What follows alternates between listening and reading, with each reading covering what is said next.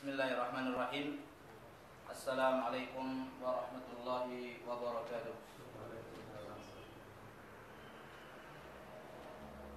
Innal hamdalillah nahmaduhu wa nasta'inuhu wa nastaghfiruh wa na'udzu billahi min shururi anfusina wa sayyiati a'malina. May yahdihillahu fala mudilla lahu ومن يضلل فلا هادي له. أشهد أن لا إله إلا الله وحده لا شريك له إله الأولين والآخرين وقيوم السماوات والأرضين. وأشهد أن محمدا عبده ورسوله وخليله وأمينه على وحيه. أرسله الله تعالى إلى الناس كافة بشيرا ونذيرا وداعيا إلى الله تعالى بإذنه وسراجا منيرا. اللهم صل وسلم وبارك على عبدك ورسولك محمد بن عبد الله وعلى آله وأصحابه ومن والاه. يقول الله تعالى: يا أيها الذين آمنوا اتقوا الله حق تقاته ولا تموتن إلا وأنتم مسلمون. يا أيها الذين آمنوا اتقوا الله وقولوا قولا سديدا يصلح لكم أعمالكم ويغفر لكم ذنوبكم ومن يطع الله ورسوله فقد فاز فوزا عظيما. فإن خير الكلام كلام الله وخير الهدي هدي محمد صلى الله عليه وآله وسلم وشر الأمور محدثاتها فإن كل محدثات بدعة وكل بدعة ضلالة وكل ضلالة في النار. أما بعد معاشر المسلمين yang dimuliakan oleh Allah Subhanahu wa taala, kembali marilah kita bersyukur kepada Allah Subhanahu wa taala atas anugerah kenikmatan yang telah Allah Subhanahu wa taala berikan kepada kita, wabil khusus nikmat Islam, nikmat iman yang telah Allah Subhanahu wa taala berikan kepada kita. Mudah-mudahan dengan kedua nikmat tersebut Allah Subhanahu wa taala telah menjadikan kita hamba-hamba yang masuk ke dalam surga Allah Subhanahu wa taala. Selain itu, marilah kita bersyukur kepada Allah Subhanahu wa taala juga atas anugerah dan karunia serta nikmat dari Allah Subhanahu wa taala. Nikmat kesehatan, nikmat kesempatan yang Allah Subhanahu wa taala berikan.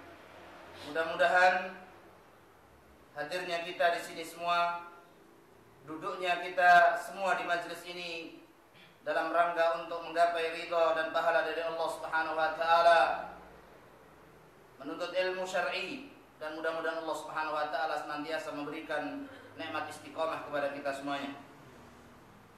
Selanjutnya, salam dan salawat mudah-mudahan terhaturkan kepada baginda Rasulullah Muhammad sallallahu alaihi wasallam, uswah kita, qudwah kita dalam segala aspek kehidupan kita, dan mudah-mudahan salam serta salawat juga terhaturkan kepada keluarga beliau, sahabat-sahabat beliau, dan tentunya adalah orang-orang yang senantiasa iltizam, istiqamah dengan sunnah-sunnah beliau.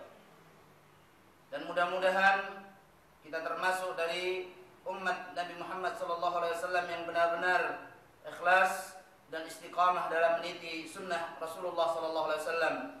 Dan mudah-mudahan kita juga termasuk umat dari Nabi Muhammad SAW yang istiqamah dan juga iltizam dengan sunnah-sunnah yang telah beliau sampaikan kepada kita. Ma'asyiral muslimin, jamaah yang dimuliakan oleh Allah Subhanahu wa taala, kembali pada pertemuan pagi yang berbahagia ini, kita akan sama-sama belajar mengkaji tentang As-Sirah An-Nabawiyah, sejarah hidup Nabi kita Muhammad sallallahu alaihi wasallam, manusia terbaik, bahkan makhluk terbaik yang Allah Subhanahu wa taala ciptakan. Ma'asyiral muslimin, jamaah yang dimuliakan oleh Allah Subhanahu wa taala, mudah-mudahan dengan kita mempelajari tentang sirah beliau, perjalanan hidup beliau, ini tidak lain dalam rangka menumbuhkan dan meningkatkan kembali rasa cinta kita kepada beliau. Selain kita mencintai apa yang menjadi sunnah dan juga ajaran beliau, tetapi paling tidak dengan kita mengetahui sejarah hidup beliau, maka kemudian semakin tebal dan semakin tumbuh rasa cinta kita kepada Rasulullah sallallahu alaihi wasallam.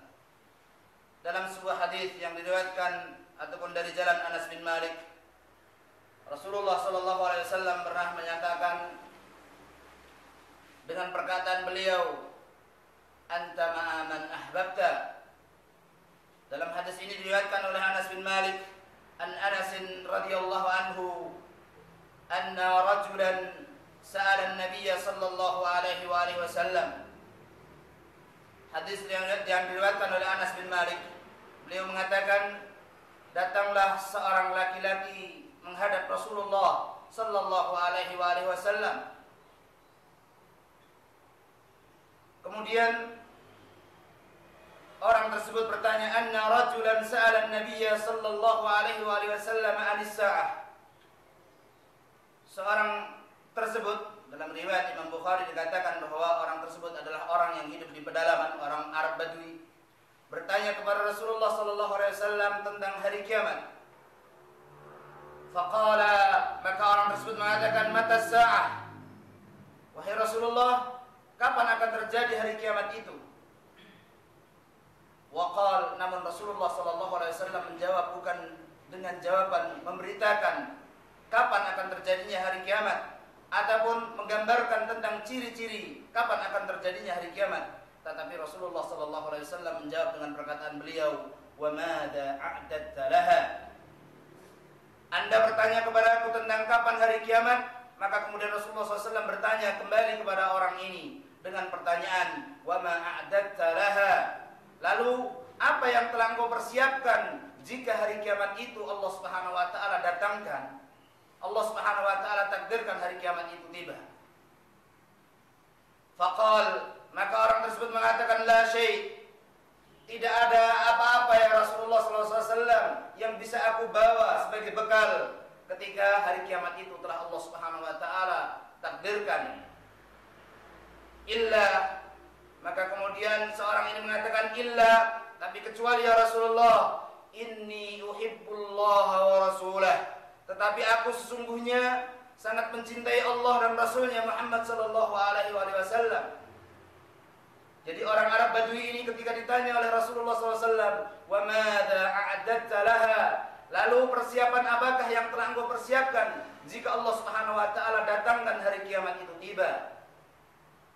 Maka orang ini mengatakan, la syai'a ya Rasulullah, tidak ada persiapan apa-apa ya Rasulullah, illa, kecuali kecintaanku, kecuali sesungguhnya aku, inni uhibbullaha wa rasulah, kecuali aku sangat mencintai Allah dan Rasulnya. Faqal, maka Rasulullah sallallahu alaihi wasallam berkata kepada orang Arab Badui ini, anta ma'a man ahbabta. Kelak engkau akan bersanding, hidup bersama dengan orang yang engkau cintai. Masya Allah, Rasulullah SAW memberikan kabar gembira kepada orang Arab Badui ini bahwa kelak engkau akan bersanding bersama orang yang engkau cintai. Kembali kepada tujuan kita mempelajari sirah nabawiyah, yang tidak lain selain kita menjadikan Rasulullah SAW sebagai panutan kita, uswah kita, qudwah kita dalam kehidupan kita sehari-hari. Maka mudah-mudahan semakin tumbuh rasa cinta kita kepada Rasulullah SAW. Makanya ma'asyiral muslimin, jamaah yang dimuliakan oleh Allah Subhanahu wa taala, wajar seorang Umar bin Khattab radhiyallahu anhu sampai mengancam kaum muslimin di saat Rasulullah SAW hadir kepada beliau, datang kepada beliau wafat. Beliau menghunuskan pedang mengancam kaum muslimin, sebagaimana yang diriwayatkan oleh Al-Imam Al-Bukhari. Umar bin Khattab radhiyallahu anhu mengatakan, sesungguhnya Allah Subhanahu wa taala telah mengutus utusannya menghadap Nabi Muhammad sallallahu alaihi wasallam, memanggil untuk bertemu dengan Rabb-Nya sebagaimana Allah Subhanahu wa taala mengutus utusannya kepada Musa. Lalu Allah Subhanahu wa taala memerintahkan untuk Musa bertemu dengan Allah Subhanahu wa taala selama 40 malam. Kemudian Musa alaihissalam kembali kepada umatnya, kembali berdakwah kepada umatnya. Maka seperti itu pula anggapan Umar bin Khattab radhiyallahu anhu. Beliau tidak terima, tidak ridha, tidak ikhlas atas kepergian Nabi Muhammad sallallahu alaihi wasallam untuk yang selama-lamanya karena cintanya beliau. Makanya pada suatu hari dalam sebuah riwayat kata Umar bin Khattab ketika dinasihati oleh Rasulullah sallallahu alaihi wasallam, hendaknya engkau menjadikanku manusia atau sesuatu yang paling engkau cintai, bahkan melebihi cintamu pada dirimu sendiri wahai Umar. Kata Umar bin Khattab radhiyallahu anhu, al-ana ya Rasulullah. Sekarang ya Rasulullah. Sekarang ya Rasulullah. Sekarang ya Rasulullah, aku jadikan engkau adalah seseorang yang paling aku cintai melebihi kecintaanku kepada diriku sendiri. Barulah kemudian Rasulullah SAW membenarkan penempatan cinta kepada Rasulullah SAW.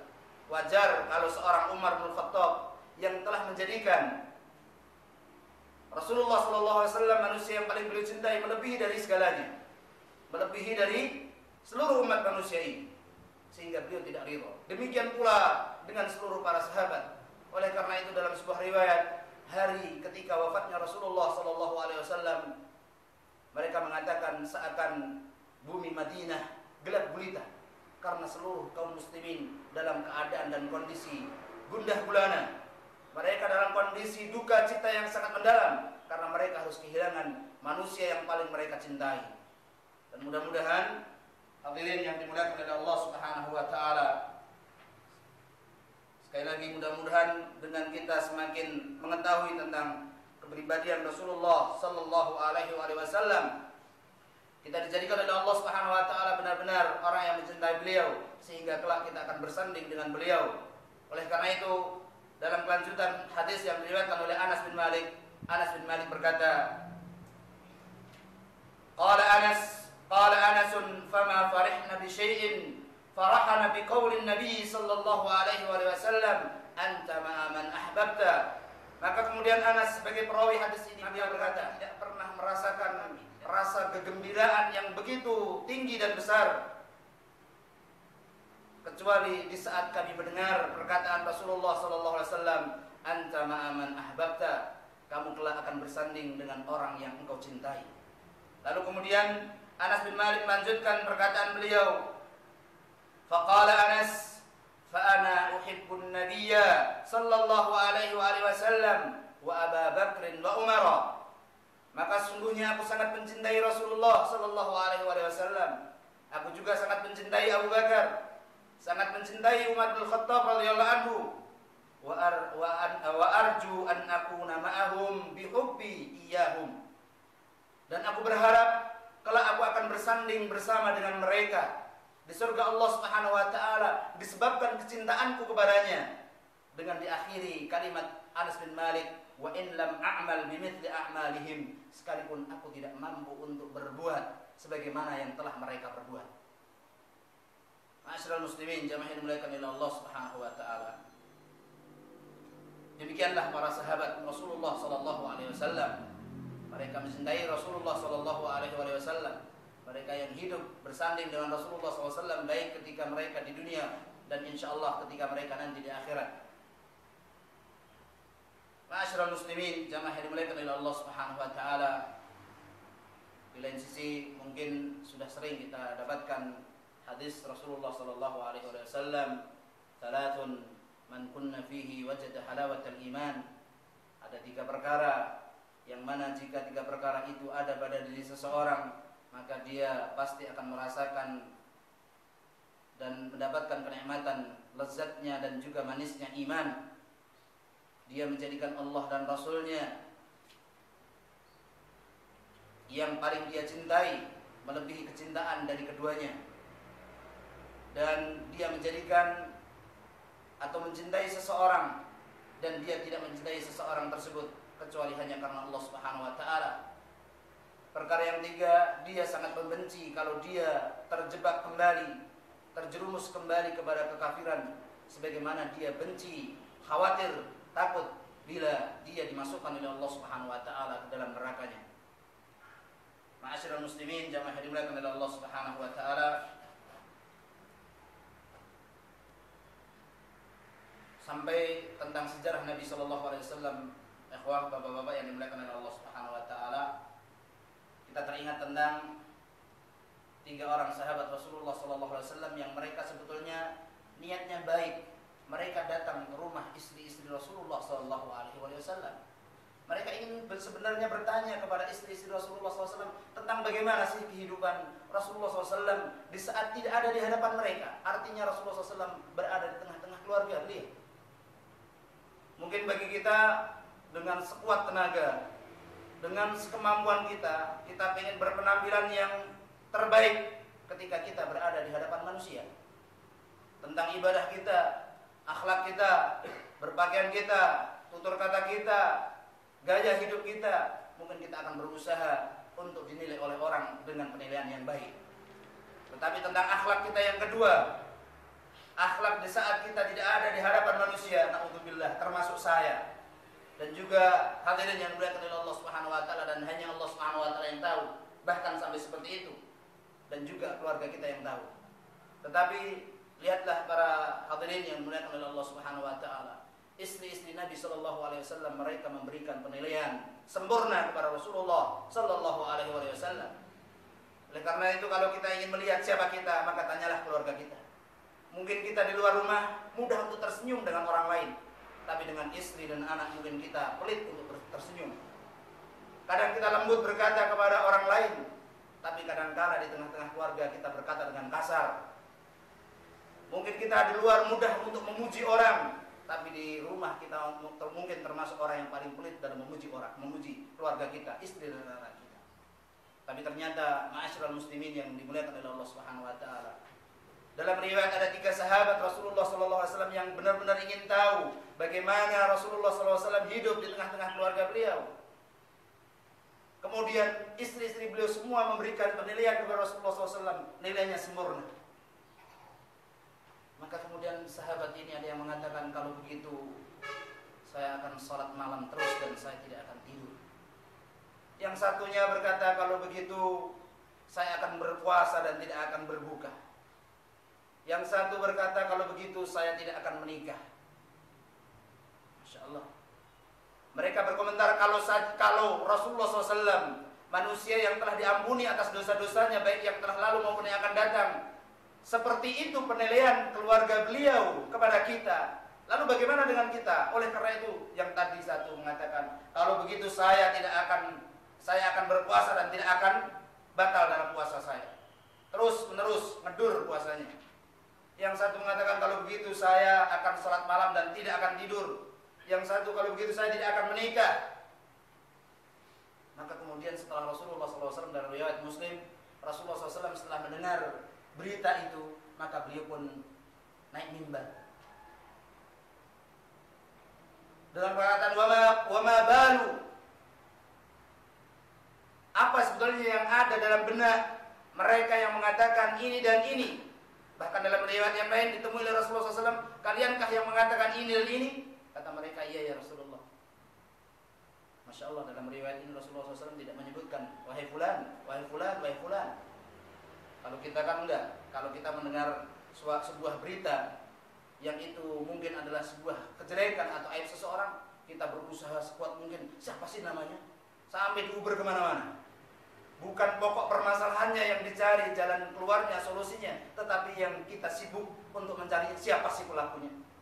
Tapi bukan seperti itu Rasulullah SAW menyebutkan. Maka kemudian Rasulullah SAW, ketahuilah sesungguhnya aku sholat dan aku tidur, aku berpuasa dan aku batal dalam puasa, atau aku juga tidak berpuasa dalam beberapa hari. Saya tidak pernah puasa ngedur, dan saya adalah orang yang menikah. Artinya di sini Rasulullah SAW juga memperhatikan tentang kebutuhan dunia beliau. Dan memang para ulama juga mengambil hikmah dari kejadian ini. Ini merupakan cikal bakal munculnya orang-orang yang memiliki pemikiran semacam mereka, orang-orang Khawarij.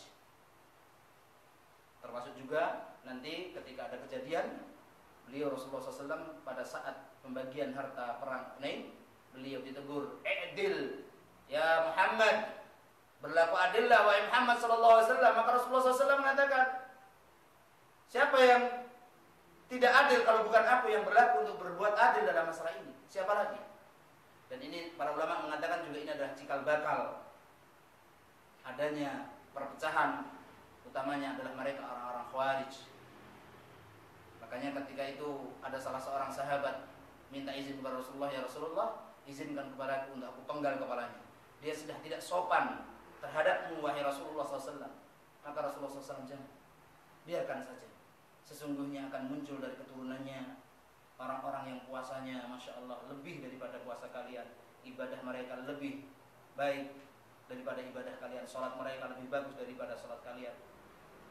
Namun mereka membaca Al-Quran cuma sampai dengan tenggorokan saja. Mereka keluar dari Islam ini sebagaimana keluar anak panah dari busurnya." Ma'asyiral muslimin, jamaah yang dimuliakan oleh Allah Subhanahu wa taala. Maka dalam mempelajari sirah nabawiyah memang mungkin secara tidak langsung kita enak mendengarkan cerita saja, tetapi sebetulnya banyak hikmah-hikmah yang kemudian terkandung dalam cerita ataupun sejarah Rasulullah SAW yang mudah-mudahan sekali lagi menambahkan dan menumbuhkan dalam diri kita rasa cinta kita kepada Rasulullah Sallallahu Alaihi Wasallam. Hadirin bapak-bapak yang dimuliakan oleh Allah Subhanahu Wa Taala, kita masuk ke bab yang kedua, yaitu al-khitan wa tasmiyah. Kemarin sudah sempat kami singgung sedikit, qadarallahu ma syaa fa'al. Kemudian datang kepada kita Ramadan sampai bulan Syawal, Dzulqa'dah sudah lewat, sebentar lagi Dzulhijjah baru bertemu kembali. Mungkin ada 3 bulan Pak ya kita libur. Baik, mudah-mudahan tidak mengurangi rasa semangat kita untuk belajar. Al-mabhatsu tsani al-khitan wa tasmiyah. Bab yang kedua, pasal yang kedua tentang sejarah sirah nabawiyah yang kita pelajari, kaitannya dengan khitannya Rasulullah SAW dan pemberian nama terhadap baginda Rasulullah SAW. Ikhtalafa al-ulama'u fi amril khitan. Para ulama sejatinya memang mereka telah berselisih pendapat tentang masalah khitannya Rasulullah sallallahu alaihi wasallam. Faminhum man qala innahu wulida makhtunan.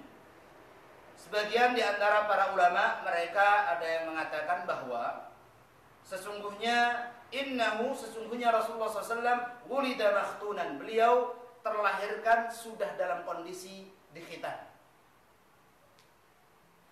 Wallahu taala a'lam. Apakah di tempat saya pernah terjadi ada seseorang yang memang pergi main-main, pulang-pulang sudah dikhitan. Wallahu ta'ala alam bagaimana prosesnya, tetapi memang itu tetangga dekat kami dan itu terjadi. Tetapi dalam masalah khitannya Rasulullah SAW, sebagian ulama ada yang mengatakan bahwa beliau dilahirkan sudah dalam keadaan berkhitan. Wa minhum man qal, di antara mereka juga ada yang mengatakan khatanahu jadduhu Abdul Muttalib yaum sabi'ihi. Ada sebagian yang mengatakan bahwa sesungguhnya Nabi Muhammad sallallahu alaihi wasallam itu dikhitan oleh kakek beliau sendiri Abdul Muttalib pada hari ke-7 setelah hari kelahiran beliau, sebagaimana yang kita pahami ketika kita alhamdulillah Allah berikan karunia anak kepada kita berikan nama, kemudian sekaligus dikhitan, kemudian kita akikah sekalian. Wa sana'a lahu ma'dabatan. Lalu kemudian Abdul Muttalib di hari ke-7 selain beliau melakukan khitan terhadap diri Rasulullah SAW, beliau membuatkan sebuah walimah, sebuah tasyakuran terhadap pengkhitanan atau disunatnya Rasulullah SAW. Wasammahu Muhammadan. Lalu Abdul Muttalib memberi nama beliau dengan nama Muhammad. Artinya sebagian ulama ada yang berpendapat bahwa Rasulullah SAW dikhitan secara alami, secara biasa oleh manusia, oleh kakek beliau sendiri. Kemudian beliau mengadakan tasyakuran atas lahirnya beliau, dan beliau sekaligus diberikan nama oleh Abdul Muttalib Muhammad sallallahu alaihi wasallam. Walladzi rajahahu ba'du kibaril ulama al-qudama annahu wulida makhtunan. Dan yang menjadi pendapat paling banyak dan banyak diikuti oleh para ulama adalah bahwa sesungguhnya Rasulullah SAW itu dilahirkan sudah dalam keadaan dikhitan. Ini kebanyakan para ulama merajihkan tentang pendapat ini. Wa indama sa'alahu qaumuhu an sababi raghbatihi an asma'in ahlu baitihi ajabahum bi annahu yuridu an yahmadahu Allah fis sama' wa yahmadahu khalquhu fil ardi.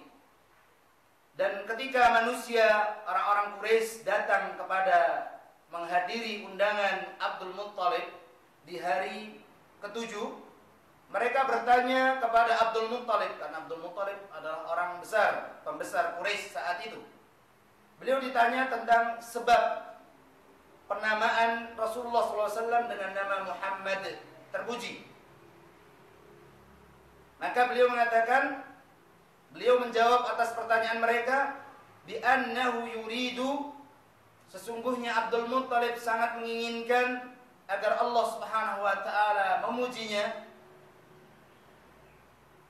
Dia menginginkan agar Allah Subhanahu wa taala, bahwa makhluk-makhluk Allah Subhanahu wa taala yang ada di langit memuji Rasulullah SAW, dan juga begitu pula makhluk-makhluk Allah Subhanahu wa taala yang di muka bumi ini semuanya memuji Rasulullah SAW.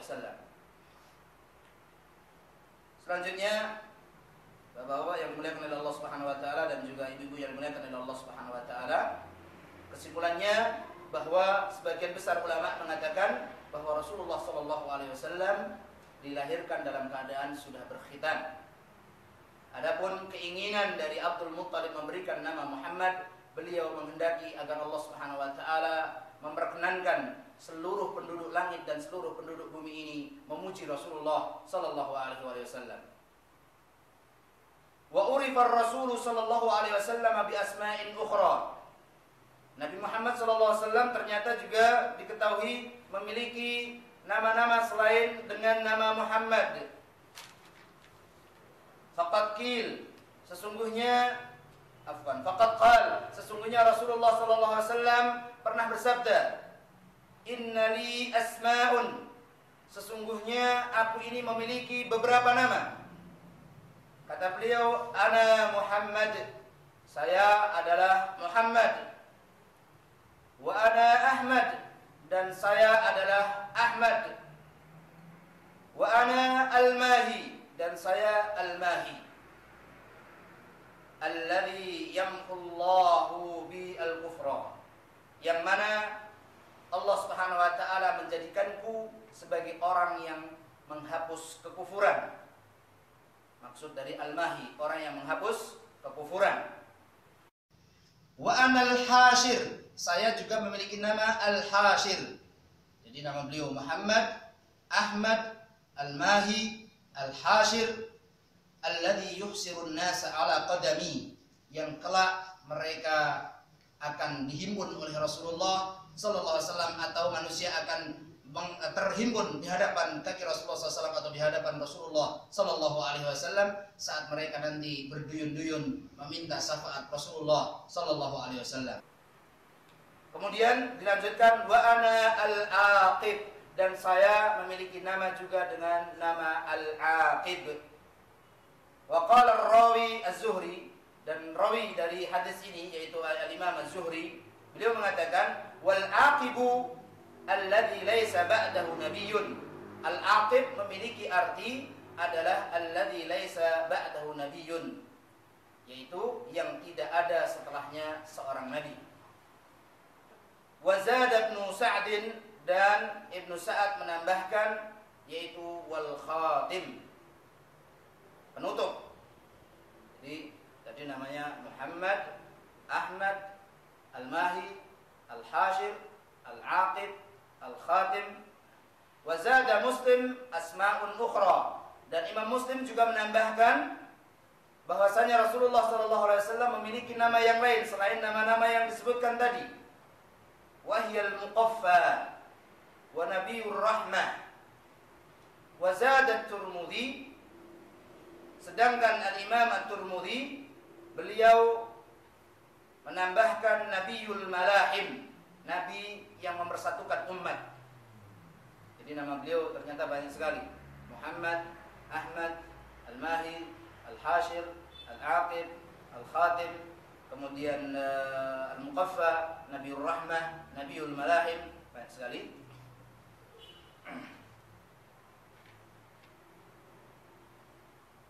Ini tentang nama-nama beliau sallallahu alaihi wasallam. Nanti tentang kunyah beliau nanti akan dibahas setelah ini.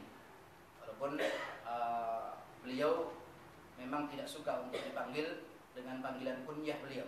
Abul Qasim, beliau tidak suka dipanggilnya dengan nama Muhammad Rasulullah SAW. Maka dalam banyak riwayat beliau tidak pernah dipanggil dengan nama beliau langsung ataupun dengan kunyah beliau, tapi beliau lebih suka disebut dengan ya Rasulullah, ya Nabi Allah, ya Rasulullah. Nah.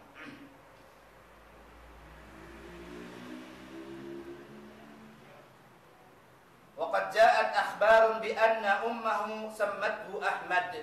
Dan ada riwayat yang menyatakan, kabar yang menyatakan bahwa sesungguhnya ibunda beliau sendirilah yang telah menamakan Nabi kita Muhammad sallallahu alaihi wasallam dengan nama Ahmad. Faqad rawa Ibnu Sa'd bi isnadin hasan an Ali bin Abi Thalib radhiyallahu anhu qala Rasulullah sallallahu alaihi wasallam summitu Ahmad. Dan juga telah diriwayatkan oleh Ibnu Sa'd dengan sanad yang baik, dengan sanad yang hasan dari jalan Ali bin Abi Thalib radhiyallahu anhu, bahwasanya beliau berkata, telah bersabda Rasulullah SAW, sesungguhnya aku telah diberi nama dengan nama Ahmad. Ini adalah tentang nama Rasulullah Sallallahu Alaihi Wasallam, dan semuanya artinya baik. Kita lanjutkan, ma'asyiral muslimin, jamaah yang dimuliakan oleh Allah Subhanahu Wa Taala. Dipati panasin dan kawan ya Allah ya Rabb.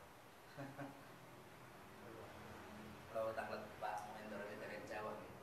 Sami Pak.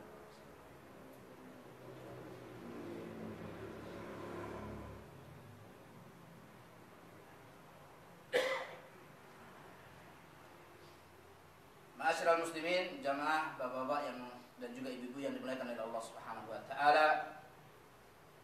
Walamma kana waliduhu qad tuwfiya wa huwa fi batni ummi. Dan di saat ayahanda beliau Abdullah wafat, meninggal, maka beliau masih berada di dalam perut ibunda beliau. Ada riwayat mengatakan bahwa saat umur janin beliau belum genap 6 bulan, masih kecil.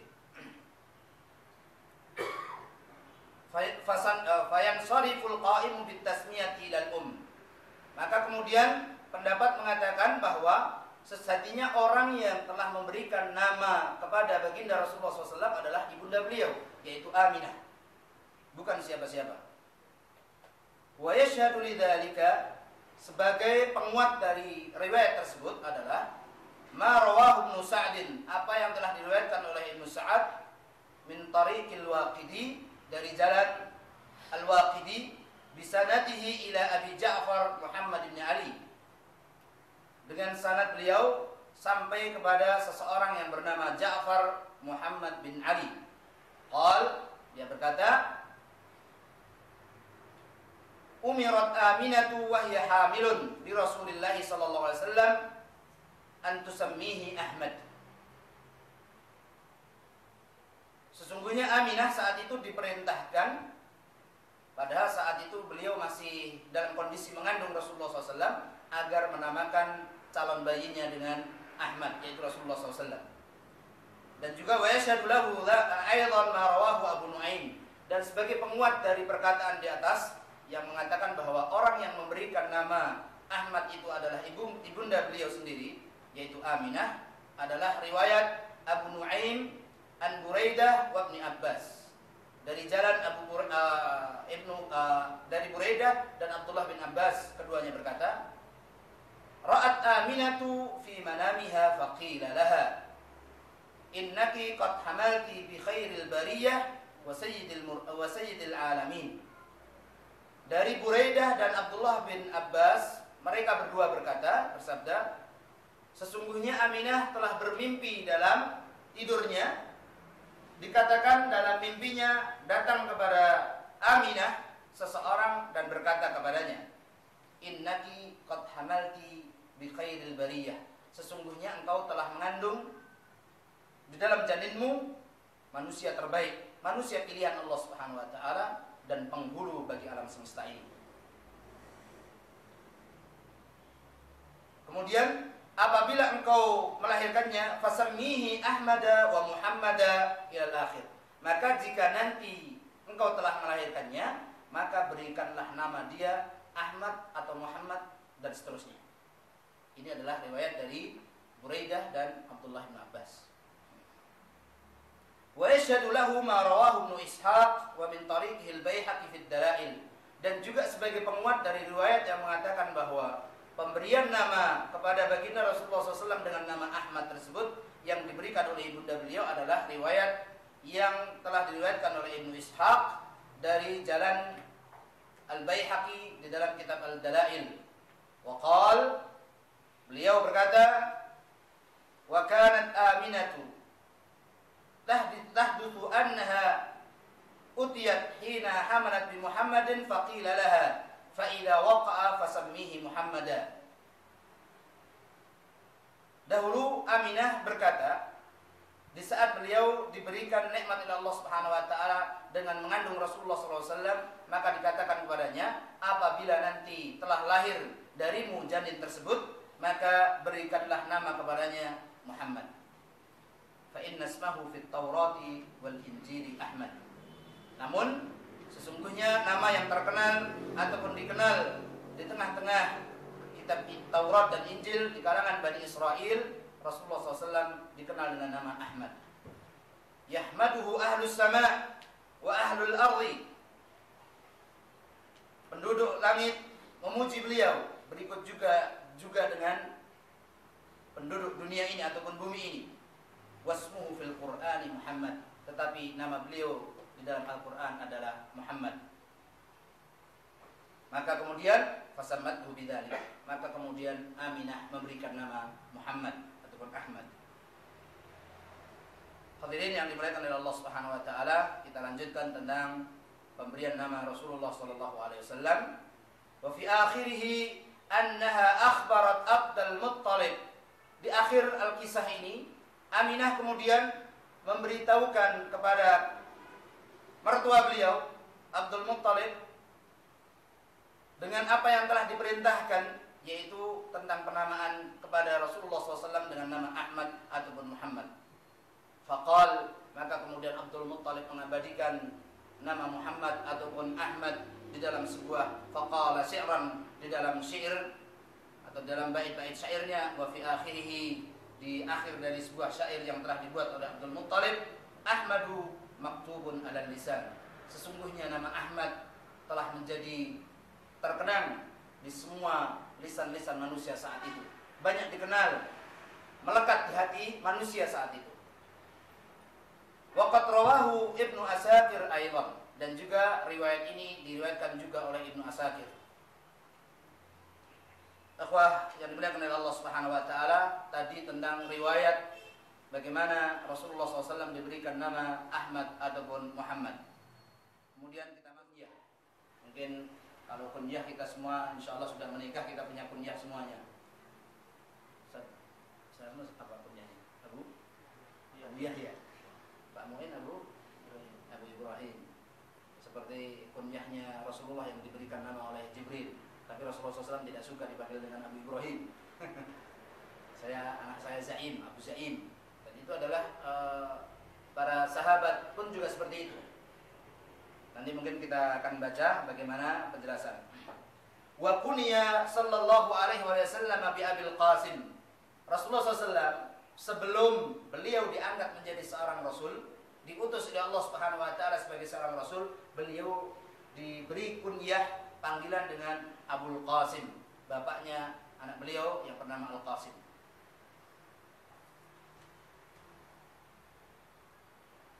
Wa amara an nusammiya bismihi wa la nukanniya bi kunyatihi. Namun Rasulullah SAW memerintahkan untuk memanggil beliau atau memberikan nama beliau dengan nama beliau, yaitu Muhammad atau Ahmad. Beliau kemudian memerintahkan jangan memberikan kunyah atau memanggil dengan kunyah beliau Abul Qasim.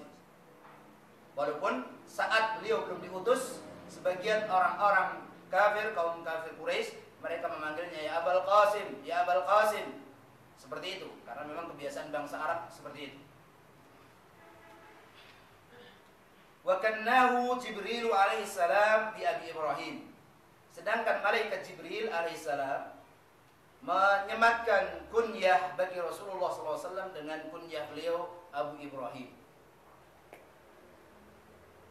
Walakinnahu, akan tetapi beliau Rasulullah sallallahu alaihi wasallam karaha ayyahula kunyatahu allati urifa biha. Akan tetapi Rasulullah SAW tidak suka orang lebih memilih untuk memanggil beliau dengan kunyah beliau sebagaimana yang telah diketahui, baik yang diberikan oleh malaikat Jibril dengan Abu Ibrahim ataupun seperti yang telah diberikan oleh umat manusia saat itu, masyarakat saat itu dengan Abul Qasim. Beliau memerintahkan dan tidak menyukai dengan panggilan itu. Beliau lebih suka dipanggil dengan Muhammad Rasulullah sallallahu alaihi wasallam. Makanya beliau dalam beberapa kejadian ketika beliau menulis surat atau menyampaikan sebuah pesan kepada seseorang, sampaikan dari Muhammad Rasulullah sallallahu alaihi wasallam. Muhammad utusan Allah Subhanahu wa taala. Wa ikhtalafa al-ulama'u fi amri at-takanni bi kunyatihi. Tetapi para ulama kemudian berbeda pendapat di dalam masalah memanggil beliau atau memanggil Rasulullah SAW dengan kunyah beliau. Wa fi amrin al-jam'u baina ismihi wa kunyatihi, dan di dalam masalah menggabungkan antara nama beliau dengan kunyah beliau, misalnya Pak Mu'in namanya Mu'in Abu Ibrahim. Apakah juga beliau suka dipanggil dengan seperti itu? Misalnya Muhammad sallallahu alaihi wasallam Abul Qasim, Muhammad sallallahu alaihi wasallam Abu Ibrahim misalnya. Faqil, maka sebagian ulama mengatakan innama naha anit takanni bi kunyatihi fi hali hayatihi. Sebagian ulama berbeda pendapat bahwa itu tidak boleh ataupun tidak diperkenankan untuk memanggil beliau dengan kunyah beliau semasa beliau masih hidup.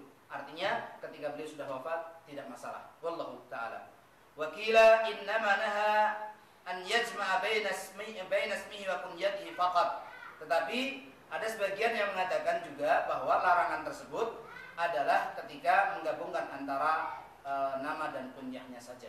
Wallahu taala a'lam.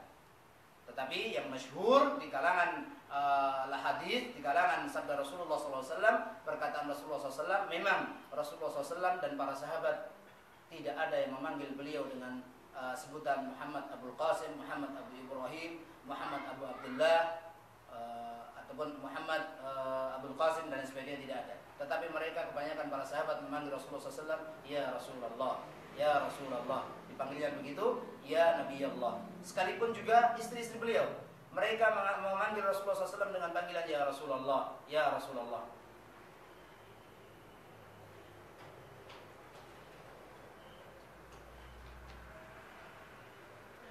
Baik, kami lanjutkan. Walam yu'raf ismun Ahmad qablahu. Dan saat itu di tengah-tengah kalangan bangsa Arab tidak pernah dikenal nama seseorang yang memiliki nama Ahmad.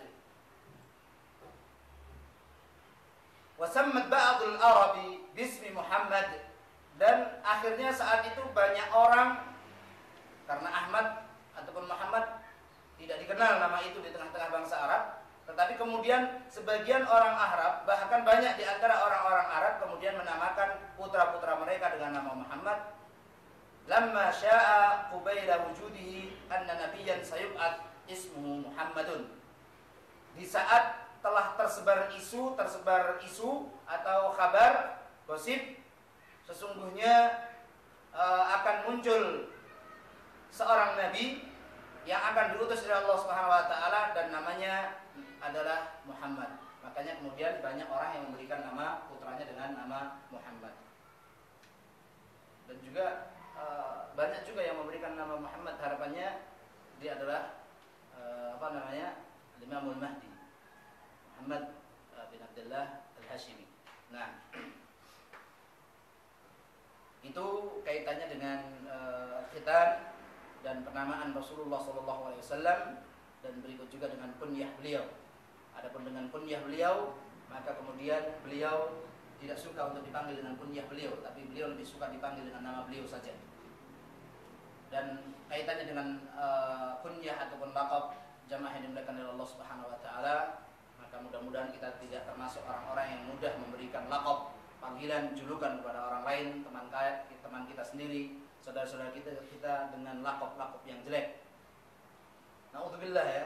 Coba siapa yang tidak kenal dengan seseorang yang bernama Amr bin Hisham, yang lebih dikenal oleh telinga kaum muslimin dengan panggilan Abu Jahlin, bapaknya orang bodoh. Sampai hari ini dikenal oleh kaum muslimin dengan namanya yang seperti itu, ya kan? Dan itu adalah akibat ulahnya sendiri.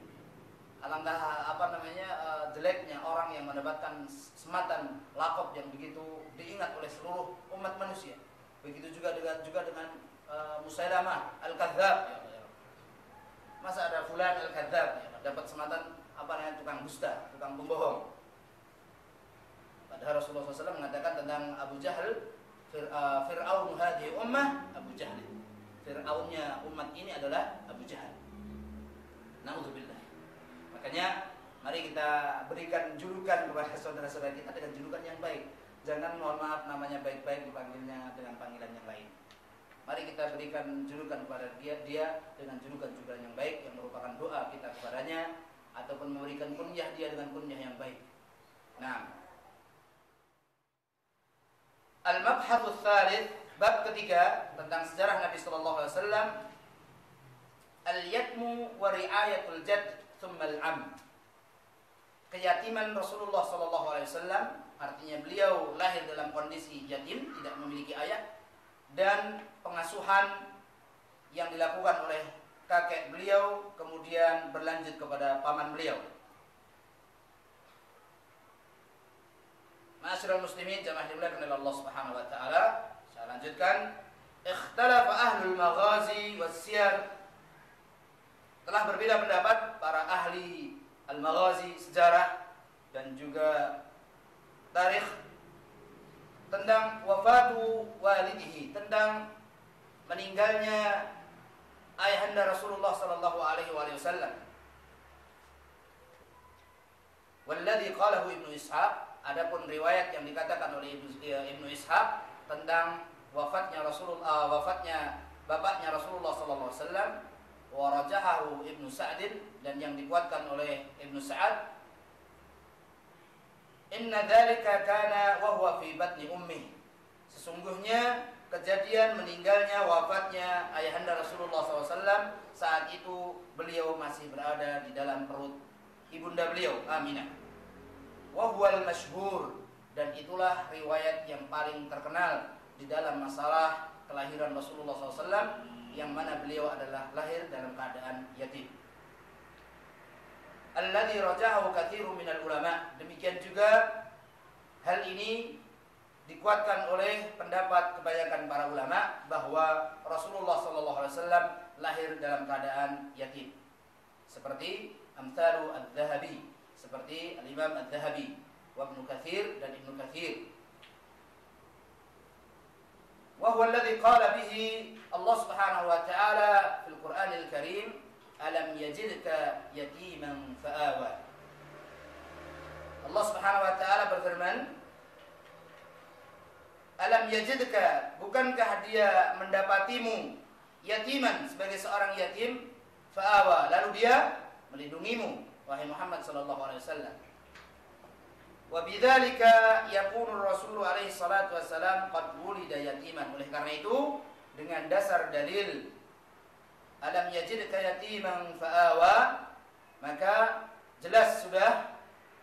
nampak jelas sudah bahwa sesungguhnya Rasulullah sallallahu alaihi wasallam dilahirkan ke muka bumi ini dalam keadaan yatim, tidak memiliki ayah. Wal masyhuru annahu wulida bi Makkah yatimul ab. Dan yang masyhur, dan ini dirajihkan dan juga diikuti pendapat kebanyakan para ulama. Bahkan mereka sepakat semuanya bahwa beliau dilahirkan di kota Makkah dalam kondisi tidak memiliki ayah, fi yaumil itsnain, pada hari Senin, ats-tsaniyah asyara min syahri Rabiul Awal, bertepatan dengan tanggal 12 Rabiul Awal, fil amil masyhur, di tahun yang dikenal dengan bi'amil fil, tahun gajah. Wa ma huwa yarahul mustasriquna muqabila li'am 570 miladiyah. Dan ini pula lah yang diriwayatkan dan dikuatkan oleh orang-orang yang mempelajari Islam, tapi mereka adalah orang-orang yang rendalis, ingin mencari kelemahan Islam. Mereka juga kemudian menyimpulkan bahwa Rasulullah SAW dilahirkan bertepatan dengan tahun 570 Masehi. Walakin al-bahith Mahmud Basha al-Falaki, namun seorang pengkaji sirah yang bernama Mahmud Basha al-Falaki, beliau kemudian mengatakan bahwa hari kelahiran Rasulullah SAW, innahu kana fit tasi min Rabiul Awal, sesungguhnya jatuh pada tanggal 9 Rabiul Awal. Inilah ya syabab, ikhwan yang dimuliakan oleh Allah Subhanahu wa taala, Rasulullah SAW waktu beliau masih kecil, baru terlahir, sedikit sekali manusia yang ingin mempelajari beliau atau ingin mengenal beliau. Tapi begitu beliau menjadi orang besar, banyak kemudian orang berbondong-bondong mempelajari tentang sejarah beliau. Makanya tidak mustahil kemudian di situ keluar perbedaan tentang kapan Rasulullah SAW dilahirkan. Mohon maaf, misalnya dahulu Presiden kita Jokowi, hafizahullah ta'ala, semoga Allah Subhanahu wa taala memelihara beliau, menjaga beliau. Mungkin banyak orang yang tidak mengerti dan mengetahui tentang beliau. Tapi saat beliau sekarang ini menjadi orang penting, dicarilah sejarah hidup beliau. Sehingga terjadi mungkin perbedaan pendapat, oh lahirnya di Solo, ada yang lahirnya di sini, ada yang lahirnya di mana, tanggal berapa, hari apa. Situlah kemudian terjadi perbedaan. Demikian pula dengan Rasulullah SAW. Tetapi tentang hari meninggalnya Rasulullah SAW tidak ada ulama yang berbeda pendapat, karena semua orang sudah mengenal Rasulullah SAW. Rasulullah SAW sudah sangat masyhur di tengah-tengah umat manusia saat itu. Semua sepakat Rasulullah SAW meninggal pada hari itu. Tetapi tentang hari kelahiran Rasulullah SAW kemudian terjadi di sana perselisihan. Walaupun yang masyhur adalah beliau lahir pada tanggal 12 Rabiul Awal tahun 570, ada yang mengatakan tahun 571 Masehi. Al-Muwafiq atau Al-Muwafaq al-Ishrina min April am 571 miladiyah, bertepatan dengan tanggal 20 April tahun 571 Masehi, kata para pengkaji Sirah Nabawiyah, Muhammad Basha al-Falaki. Kami lanjutkan, wa indama mata waliduhu kafalahu jadduhu Abdul Muttalib, dan di saat ayahanda beliau meninggal dunia, maka kemudian beliau ditanggung kehidupannya, dirawat, diasuh, diberikan hak pendidikannya oleh kakek beliau sendiri Abdul Muttalib. Wa huwa tahta riayati ummi Aminah bintu Wahb, tetapi dalam masalah pengasuhan tetap berada di bawah pengasuhan ibunda beliau Aminah. Dan inilah adat istiadat bangsa Arab, memang seperti itu, bahwa keberhakan untuk mengasuh, mendidik, kemudian membesarkan itu jatuh kepada jalur nasab ayah-ayah mereka. Seperti itu. Berikut juga dengan kisah ketika Hashim, ya, Hashim kemudian punya anak bernama Abdul Muttalib ini. Bukankah dahulu saya sempat menceritakan tentang kisah ini sedikit? Nggak apa-apa, kami ulang kembali. Dahulu sejatinya Hashim ini kan beliau adalah memang salah satu di antara pembesar-pembesar Quraisy. Sehingga dalam suatu kejadian, suatu hari, Hashim ini melakukan perjalanan dagang menuju Syam, menuju Syria. Jadi kalau kita sebut kalimat Syam dalam sejarah, yang dimaksud paling utama adalah Syria. Tetapi kalimat Syam itu masuk di dalamnya 4 daerah negara, yaitu Syria, Lebanon, Yordania, dan Palestina itu sendiri. Jadi ada 4 negara yang masuk dalam kategori Syam. Walaupun setiap kita membaca kalimat Syam dalam sejarah Nabi SAW, maka yang lebih banyak dimaksudkan adalah Syria. ketika Hashim ini pergi berdagang ke Syam, memimpin kaum Quraisy melakukan perjalanan dagang ke Syam, kemudian beliau mampir ke pasar Madinah. Kemudian di sana Allah Subhanahu wa taala takdirkan Hashim ini kemudian menikahi seseorang yang bernama Fatimah bintu Amr ibnu A'id. Tidak ada orang tahu dari keluarganya kalau Hashim ini menikah dengan seorang wanita dari Madinah berasal dari kabilah Bani Najjar. Lalu kemudian Hashim tinggal, dalam riwayat dikatakan ada yang mengatakan 2 bulan, ada yang mengatakan 3 bulan. Kemudian beliau melanjutkan perjalanan ke Syam. Namun ketika di Syam, kemudian Hashim Allah Subhanahu wa taala takdirkan meninggal. Ternyata wanita yang tadi dinikahi oleh Hashim, ternyata beliau hamil, mengandung anak dari Hashim. Dengan berjalannya waktu Al-Kisah, kemudian Fatimah bintu Amr ibnu A'id ini melahirkan seorang bayi laki-laki yang diberi nama Syaibatul Hamdi, yang tidak lain adalah Abdul Muttalib. Tumbuh kembang setahun, 2 tahun, 3 tahun, menjadi anak yang cerdas, pandai. Bahkan dia sudah diperkenalkan oleh ibundanya, kamu wahai anakku, wahai Syaibatul Hamdi, sejatinya engkau ini adalah putra mahkota dari bangsa Quraisy seantero kota Madinah saat itu. Dan kemudian informasi itu pun sampai ke tanah Makkah, sehingga anak Hashim yang lainnya yang bernama Al-Muttalib mendengar tentang kejadian itu. Bukan anaknya Al-Muttalib, tapi saudaranya Hashim yang bernama Al-Muttalib. Beliau mendengar kalau di Madinah ada seseorang anak yang pandai terkenal dalam masalah naik kuda dan juga memanah, yang selalu dia membanggakan dirinya, saya adalah putra mahkota Hashim, orang Quraisy. Maka kemudian dia pun segera mencari informasi ke Madinah. Dicarilah informasi itu dan kemudian didapatkanlah anak tersebut. Kemudian datanglah Al-Muttalib ini kepada istri dari kakaknya Hashim ini. Kemudian dimintalah hak asuhnya, biarkan dia hidup berada di tengah-tengah paman-paman dia. Dan karena memang bangsa Arab adat istiadatnya begitu, jadi hak kepengasuhannya banyak lari kepada jalur ayah. Makanya kemudian dengan berat hati ibundanya pun juga berat untuk melepas Syaibatul Hamdi. Maka begitu sampai di Makkah, dan sampai di perbatasan Makkah, orang-orang Quraisy mengira bahwa Al-Muttalib ini membawa budak, membeli budak dari Madinah. Makanya sehingga Syaibatul Hamdi ini lebih dikenal dengan Abdul Muttalib, hambanya atau budaknya Al-Muttalib. Tetapi yang saya jadikan syahid dari perkataan saya adalah bahwa orang-orang Arab itu ketika mereka harus menghadapi kenyataan siapa yang berhak dalam pengasuhan seorang anak, maka larinya kepada jalur nasab ayah mereka masing-masing.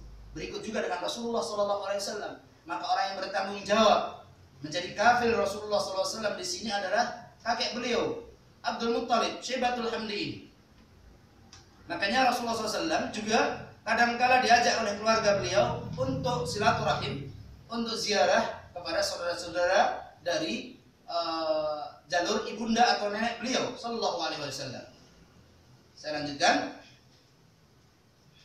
Wa kanat wafatu walidihi bil Madinah, dan tempat meninggalnya ayah beliau adalah di kota Madinah. Inda akhwalihi Bani Adi ibni Najjar. Tepatnya adalah di rumah dari paman-paman beliau dari Bani Adi bin Najjar yang ada di Madinah. Seperti yang saya sampaikan bahwa istri dari Hashim tadi Fatimah, maka kemudian saudara-saudara Fatimah inilah yang menjadi statusnya adalah paman-paman Rasulullah SAW dari jalur ibunda beliau, khal. Indama arsalahu waliduhu Abdul Muttalib ilaiha liyastariya minha tamran. Kejadian meninggalnya bapaknya Rasulullah SAW adalah di saat beliau diperintah oleh ayahanda beliau Abdul Muttalib untuk membeli dari kota Madinah tamar, membeli kurma. Ini menunjukkan, sebagian ulama mengatakan memang saat itu saja kurma Madinah itu lebih enak daripada kurma Makkah. Wallahu ta'ala alam. Wa dufina fi darin Nabirah. Lalu Abdullah ayahanda Rasulullah SAW dimakamkan di Dar An-Nabirah, di perkampungan paman beliau sallallahu alaihi wasallam dari perkampungan Bani Najjar. Disitulah kemudian nanti Rasulullah SAW ketika hijrah beliau membangun Masjid Nabawi di tengah-tengah kabilah Bani Najjar. Mungkin kita sering mendengar sahabat Rasulullah SAW Abu Ayyub Al-Ansari An-Najjari. Beliau adalah dari kabilah Bani Najjar. Nah,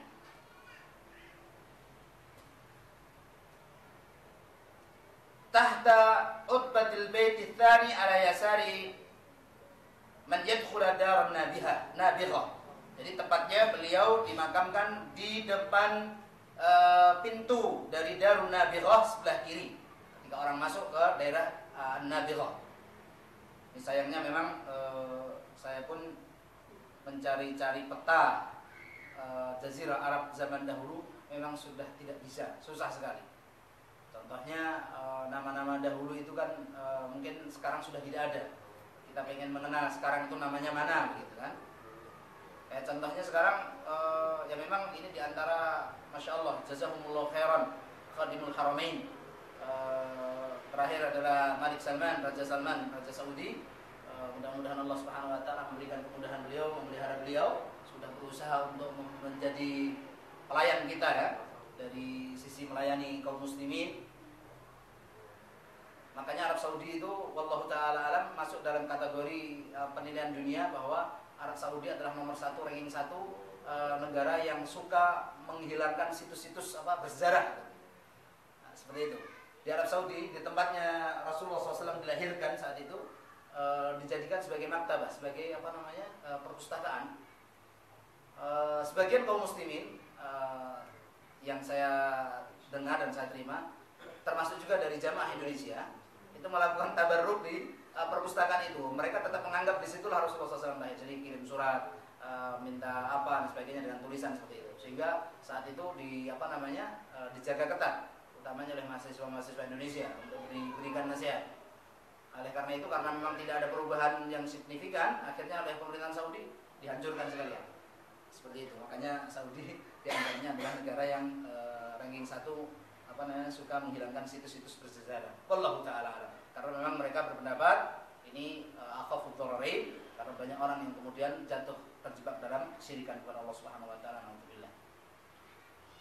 Wa kanat wafatuhu an 25 sanah. Ada riwayat yang mengatakan bahwa Abdullah ayahanda Rasulullah SAW meninggal dalam keadaan beliau berumur 25 tahun. Ada yang riwayat mengatakan bahwa Abdullah saat itu masih berumur 18 tahun. Wallahu ta'ala alam. Dua-duanya masyhur. Ada yang mengatakan 18 tahun, ada yang mengatakan 25 tahun. Wallahu ta'ala alam. Saya lanjutkan. Dhalla Rasulullah sallallahu alaihi wasallam fi riayati ummihi Aminah wa kafalatu jadduhu Abdul Muttalib ba'da aubathu min badiyati Bani Sa'din. Akhirnya kemudian Rasulullah SAW hidup di bawah asuhan ibunda beliau dan di bawah tanggung jawab kakek beliau Abdul Muttalib. Sekembalinya Rasulullah SAW dari penyusuhan yang terjadi di perkampungan yang jauh atau perkampungan pedalaman yang jauh dari keramaian, yaitu di Bani Sa'ad. Makanya Halimah lebih dikenal dengan Halimatus Sa'diyah karena beliau berasal dari Bani Sa'ad, dan Bani Sa'ad adalah salah satu keturunan kabilah Hawazin, dan Hawazin adalah salah satu kabilah yang tinggal di daerah Taif. Taif kita kenal bahwa Taif adalah salah satu bagian dari negara Arab Saudi sekarang yang terkenal dengan sejuknya, rindangnya sampai hari ini. Makanya tidak salah kalau Rasulullah SAW kemudian diberikan susuannya oleh keluarga beliau di Hawazin ataupun di Taif, karena memang jauh dari keramaian, jauh dari perkotaan, dalam rangka untuk membentuk fisik beliau seperti itu. Makanya nanti di antara hikmah kenapa Rasulullah SAW disusukan seperti itu. Kalau di Indonesia atau zaman sekarang mungkin tidak ada istilah seperti itu lagi. Adanya ya susu formula. Kalau ibundanya tidak memberikan asinya, akhirnya disambung dengan susu formula. Nah, dan juga mungkin ini juga perlu kita sikapi bersama agar kita mengetahui lebih awal ataupun sejak dini, baik terhadap diri kita ataupun istri kita ataupun anak-anak kita, tentang barangkali di antara kita adalah termasuk orang yang memiliki saudara sesusuan, karena mereka adalah menjadi orang yang haram untuk kita nikahi, ya kan? karena mereka adalah mahram dengan kita. Walaupun dalam kaidah fikih nanti dibahas kapan seseorang itu masuk dalam kategori menjadi saudara sesusuan, itu dibahas dalam masalah fikih. Tetapi paling tidak kita memberitahukan kepada saudara kita ataupun kita mencari informasi tentang kita, apakah kita ini punya saudara sesusuan atau tidak. Jangan sampai ternyata naudzubillah kita menikah dengan seorang wanita ataupun menikahkan anak kita dengan saudara kita, ternyata mereka adalah tidak lain saudara sesusuan kita. Naudzubillah. Nah, saya lanjutkan. Wa indama balagha minal umri 6 sinina tuwfiyat walidatuhu Aminatu bil abwa. Saat Rasulullah sallallahu alaihi wasallam umur beliau mencapai 6 tahun, dikatakan bahwa ibunda beliau pun wafat. Ternyata ujian bagi Rasulullah SAW bertubi-tubi dari sejak beliau lahir ya.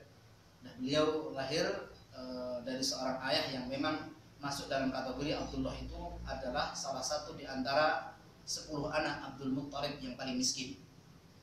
Kemudian beliau lahir sudah dalam kondisi sudah tidak punya abah.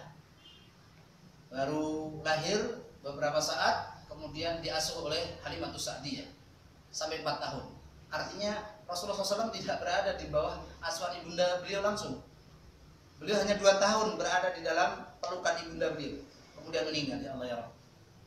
Alhamdulillah, makanya bagi kita yang masih punya orang tua, ayah dan ibu, kita maksimalkan perbuatan kita untuk birrul walidain kepada mereka. Sesungguhnya pahala birrul walidain, berbakti kepada orang tua, itu akan sirna, akan putus, akan tidak ada ketika mereka telah tiada, ketika mereka telah meninggal.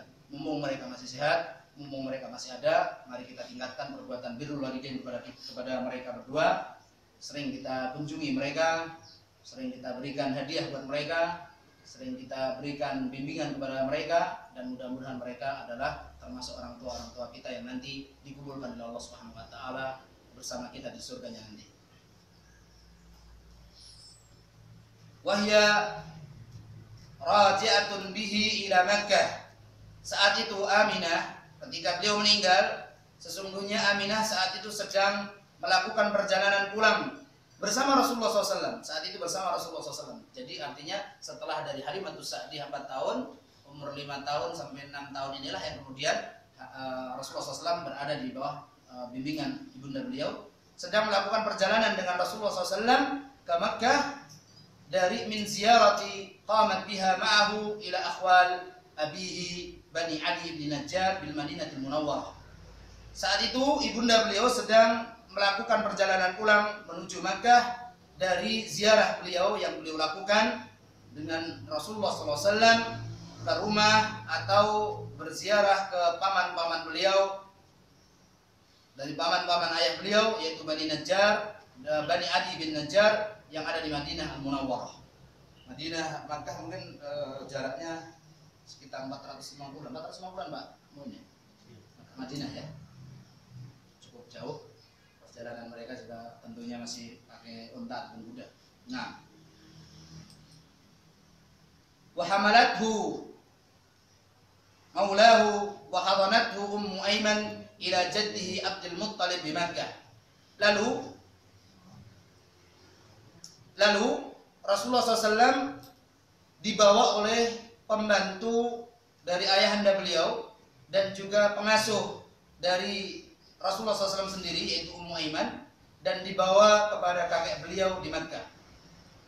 Fa'akhadha yaqutuhu bi'inayatihi ila an tuwfiya walin Nabi sallallahu alaihi wasallam 8 sanawatin minal umri. Kemudian dibawa oleh Ummu Aiman kepada kakek beliau Abdul Muttalib. Lalu Abdul Muttalib berusaha dengan semampu segala kemampuan beliau merawat dan mengasuh Rasulullah SAW sampai beliau wafat, dan Rasulullah SAW saat itu masih berumur 8 tahun. Insya Allah ujian beliau ya. Dan ini memang hikmah. Kenapa? Nanti hikmahnya kenapa Rasulullah SAW lahir dalam keadaan yatim, bahkan bukan yatim lagi. Orang yang harus mengasuh beliau, paman, kakek dan paman juga seperti itu, meninggal terlebih dahulu daripada beliau. Fa'awsa bihi ila ammihi Abi Thalib. Sebelum meninggal, Abdul Muttalib memberikan wasiat kaitan dengan pengasuhan Rasulullah SAW kepada pamannya Abu Thalib, akhu abihi Abdullah li ummihi wa abih. Abu Thalib ini ternyata adalah saudara Abdullah ayahanda Rasulullah SAW yang seibu dan seayah. Karena Abdul Muttalib memiliki istri 4.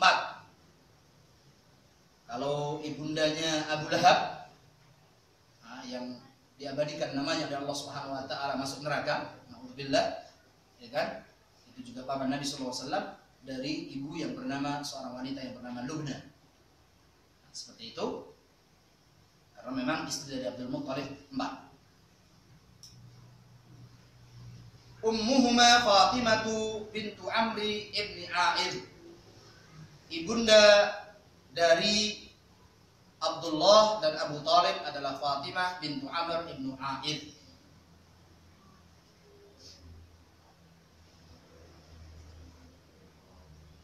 Ya, kami lanjutkan tentang kepengasuhan Rasulullah SAW. Waqad ruyat akhbarun fi mada inayati jaddihi Abdul Muttalib bihi. Min dhalik ma rawahu Abu Ya'la anna Abdul Muttalib arsala Muhammadan dhata marratin fi ithri ibilin lahu dhallat fahtabasa alaihi hatta hazina huzlan sadida wa indama 'ada Muhammadun bil ibil aqsama alla yab'athahu fi hajatin lahu abada wa la yufariqahu ba'da hadha abada. Telah diriwayatkan dalam sebuah riwayat gambaran tentang begitu besarnya perhatian kakek beliau Abdul Muttalib dengan Rasulullah SAW. Tidak tanggung-tanggung, artinya bahwa kakek beliau Abdul Muttalib mengasuh, merawat, mendidik Rasulullah SAW tidak tanggung-tanggung dalam masalah perhatiannya. Min dzalika, di antara bukti otentik yang menyebutkan tentang itu adalah apa yang diriwayatkan oleh Abu Ya'la, bahwasanya Abdul Muttalib pernah suatu hari menyuruh Rasulullah SAW untuk mencari unta milik Abdul Muttalib yang hilang. Dimintalah oleh Abdul Muttalib untuk mencari, tolong cari unta kakekmu yang hilang ini. Jadi wajarlah seorang kakek menyuruh cucunya. Diperintahkanlah oleh Abdul Muttalib. Jadi hilang dari penggembalaan. Jadi ada salah satu unta atau beberapa unta yang hilang dari penggembalaan. Kemudian disuruhlah Rasulullah SAW ini oleh Abdul Muttalib untuk mencari. Fahtabasa, yakni, tapi kemudian Rasulullah SAW ini tidak kunjung datang dari pencarian unta yang hilang tadi. Kemana ini cucu saya Muhammad SAW? Kok tidak datang-datang dari pencarian unta yang hilang tadi? Hatta hazina huznan sadida, sampai kemudian dia sangat bersedih, ya Allah, nyesel. Bersedih dia atas ketidakpulangan Rasulullah SAW. Kemana ini kok main atau disuruh untuk mencari unta tapi tidak datang-datang. Wa inda ma'ada Muhammad, dan saat Rasulullah SAW sudah kembali ke hadapan kakek beliau Abdul Muttalib dengan membawa unta yang tadi hilang, alhamdulillah, ini bentuk Rasulullah SAW bahwa Rasulullah SAW sekalipun masih kecil, beliau adalah orang yang sangat bertanggung jawab. Disuruh kakeknya untuk mencari hilang, ya dicari sampai ketemu dan pulang dengan tugas yang beliau emban, dan itu beliau lakukan dan tunaikan benar-benar selesai. Masya Allah. Kita biasanya kalau disuruh mencari alamat gak ketemu ya sudah pulang, ya kan gitu. Swen atau panasan mumat nggak tahu apanya, di telepon nggak diangkat-angkat dan sebagainya. Aqsama an la yab'athahu fi hajatin lahu abada. Maka kemudian dia bersumpah, demi Allah, aku tidak akan menyuruh dia, mengutus dia untuk perbuatan atau perlakuan yang sama, pekerjaan yang hampir sama seperti ini selama-lamanya. Sudah, saya kapok, saya daripada harus bersedih seperti ini, saya tidak akan pernah menyuruh cucu saya untuk melakukan pekerjaan yang sama ini. Ini diantara bentuk perhatian yang begitu besar dari kakek beliau. Wala yufariqahu ba'da hada abada, dan saya tidak akan berpisah dengannya. Artinya, saya tidak akan memisahkan diri darinya selama-lamanya. Saya ingin selalu berada di sampingnya. Jangan sampai kemudian dia pergi sendiri, saya tidak ada. Dia tidak ada dalam pengawasan saya. Itu yang dimaksudkan. Kemudian dalam riwayat yang lain dikatakan bahwa Abdul Muttalib ini kemudian sangat dekat sekali dan juga selalu memberikan naungan kepada Rasulullah SAW. Bahkan Abdul Muthalib la yada ahadan yadkhulu alaihi wa huwa na'im. Abdul Muthalib ini tidak pernah memberikan izin kepada sekalipun kepada anak-anaknya, ya paman-pamannya Rasulullah SAW, masuk ke biliknya atau ke kamarnya Rasulullah SAW ketika beliau sedang tertidur. Tidak boleh ada orang yang mengganggu. Ini saking sayangnya Abdul Muthalib kepada Rasulullah SAW. Jadi memang Rasulullah SAW beliau mendapatkan kasih sayang dari kakek beliau yang begitu besar. Wa kana lahu majlisun la yajlisu alaihi ghairuhu. Beliau juga punya tempat duduk khusus, ya kan? Ternyata tempat duduk itu tidak boleh diduduki oleh orang selain Abdul Muthalib. Tetapi ketika yang duduk itu adalah Rasulullah SAW, maka Abdul Muthalib mendiamkan, membiarkan saja. Tapi kalau yang duduk adalah selain Muhammad SAW, Nabi Muhammad SAW, maka ditegur dan dimarahi oleh Abdul Muthalib. Wa kana lahu firasun fi dhillil Ka'bah. Beliau karena orang besar Quraisy, beliau juga memiliki satu tempat khusus yang beliau gunakan untuk bercengkrama dengan keluarga beliau. Mungkin punya permadani atau tikar begitu, firash. Yang khusus berada di samping dekat dengan Ka'bah. Yajlisu haulahu banuhu.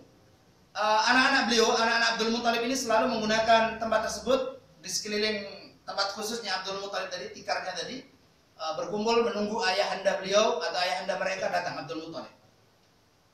Wa yajlisu an-nabiyyu alaihi ma jaddihi.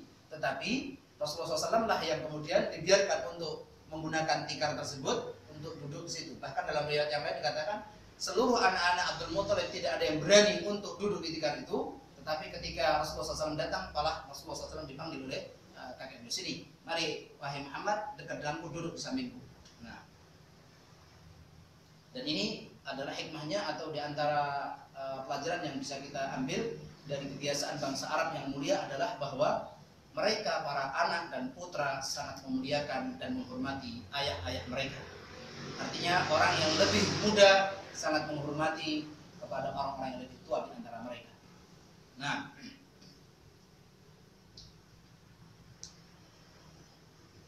kemudian karena Abdul Muthalib wafat di saat Rasulullah SAW berumur 8 tahun dan Abdul Muthalib memberikan wasiat pengasuhan hak asuhnya kepada Abu Talib, dan Abu Talib adalah karena memang seayah dan seibu, beliau memang mirip dengan Abdullah ayahanda Rasulullah SAW. Sebagaimana Al-Husain ini memiliki kemiripan dengan Rasulullah SAW dari sisi wajah, tetapi Al-Hasan memiliki kemiripan dengan Rasulullah SAW dari sisi postur tubuhnya. Nah, wallahu taala alam. Makanya memang kadang-kala anak kita itu bisa jadi persis dengan kita, bisa jadi persis dengan istri kita, bisa jadi persis dengan kakeknya, baik itu dari kita ataupun dari ibu dari istri kita, ataupun mungkin mirip dengan siapa dari keturunan kita, atau mungkin dengan sepupunya. Kemudian diriwayatkan fi kutubis sirah atau fi kutubis siyar anna Abu Talib kana syadidul iqtina'i aidan bi ibni akhihi Muhammad. Diriwayatkan juga bahwasanya Abu Talib sangat perhatian juga, perhatian yang sangat besar juga, sama halnya dengan perhatian yang diberikan oleh kakek anda Rasulullah SAW, berikut juga dengan Abu Talib ini. Dan ini adalah diantara keutamaan bangsa Arab di dalam masalah hak asuh mengasuh tadi. Memang mereka benar-benar menjalankan tugas mereka. Ibni akhihi Muhammad, dengan putra dari saudaranya yang bernama Muhammad sallallahu alaihi wasallam, artinya putra dari Abdullah, saudaranya sendiri. Fakana la yanamu illa wa Muhammad ila janbihi. Maka kemudian Abu Talib ini tidak pernah mau memejamkan matanya kecuali Muhammad sallallahu alaihi wasallam yang ada di sampingnya sudah tidur terlebih dahulu. Artinya biarkan Nabi Muhammad sallallahu alaihi wasallam yang baru berumur 8 tahun tadi tidur terlebih dahulu ditemani, barulah beliau meninggalkannya atau berpisah dengannya. Dan beliau tidak mau tidur kecuali Rasulullah SAW sudah tidur di sampingnya. Wala yakhruju illa ma'ahu. Dan Abu Talib ini tidak pernah dan tidaklah pernah Rasulullah SAW keluar dari rumah beliau kecuali Abu Talib menyertainya, ditemani. Masya Allah. Wa yakhussuhu bit-ta'am. Bahkan Abu Talib juga terkenal dengan beliau adalah orang yang ekonominya rendah ataupun tidak punya ekonomi yang banyak. Wa yakhussuhu bit-ta'am. Abu Thalib juga selalu mengkhususkan memberikan mengkhususkan makanan khusus buat Nabi. Ini adalah buat Muhammad SAW. Jangan dimakan. Ini adalah untuk ponakanku, anak dari saudara Abdullah. Jangan dimakan. Ini khusus untuk Muhammad SAW. Ini diantara bentuk besarnya perhatian Abu Thalib. Makanya sangat disayangkan ya, Abdul Muttalib, Abu Thalib, mereka meninggal kedua-duanya dalam keadaan kufur kepada Allah Subhanahu wa taala. Tapi ini semua adalah takdir Allah Subhanahu wa taala, ada pelajaran yang ada dalam kejadian tersebut. Wala yaqulu illa indama yahduru Muhammad.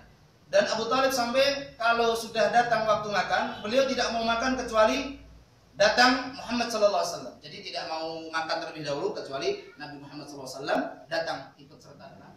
Makanya sangat disayangkan ya, Abdul Muttalib, Abu Thalib, mereka meninggal kedua-duanya dalam keadaan kufur kepada Allah Subhanahu wa taala. Tapi ini semua adalah takdir Allah Subhanahu wa taala, ada pelajaran yang ada dalam kejadian tersebut. Wala yaqulu illa indama yahduru Muhammad. Dan Abu Thalib sampai kalau sudah datang waktu makan, beliau tidak mau makan kecuali datang Muhammad sallallahu alaihi wasallam. Jadi tidak mau makan terlebih dahulu kecuali Nabi Muhammad sallallahu alaihi wasallam datang ikut serta dalam makan. Wa dhalla yakhutuhu bi inayatihi ila an tuwfiya qabla al-hijrati bi nahwi 3 sinin. Lalu kemudian selanjutnya Rasulullah SAW hidup di bawah asuhan Abu Thalib, di bawah perhatian Abu Thalib, di bawah tanggung jawab Abu Thalib sampai Abu Thalib meninggal 3 tahun sebelum hijrahnya Rasulullah SAW. Ada yang mengatakan pada tahun ke-7 setelah kenabian SAW. Hadirin yang dimuliakan oleh Allah Subhanahu wa taala, itu tentang kepengasuhan Rasulullah SAW, tentang keyatiman Rasulullah SAW. Berikut juga tadi tentang pengasuhan kakek anda beliau dan juga paman beliau Abu Thalib sampai mereka berdua meninggal dunia, sehingga Rasulullah SAW di saat beliau berumur 8 tahun beliau harus kehilangan kakek anda beliau, kemudian diasuh oleh paman beliau sampai 3 tahun menjelang hijrahnya Rasulullah SAW. Kita masuk tentang hikmatu yatmir Rasul alaihi salatu wassalam. Hikmah keyatiman Rasulullah SAW. Sebetulnya ada apa? Kemudian Rasulullah SAW, hikmahnya apa? Rasulullah SAW itu terlahir dalam keadaan yatim.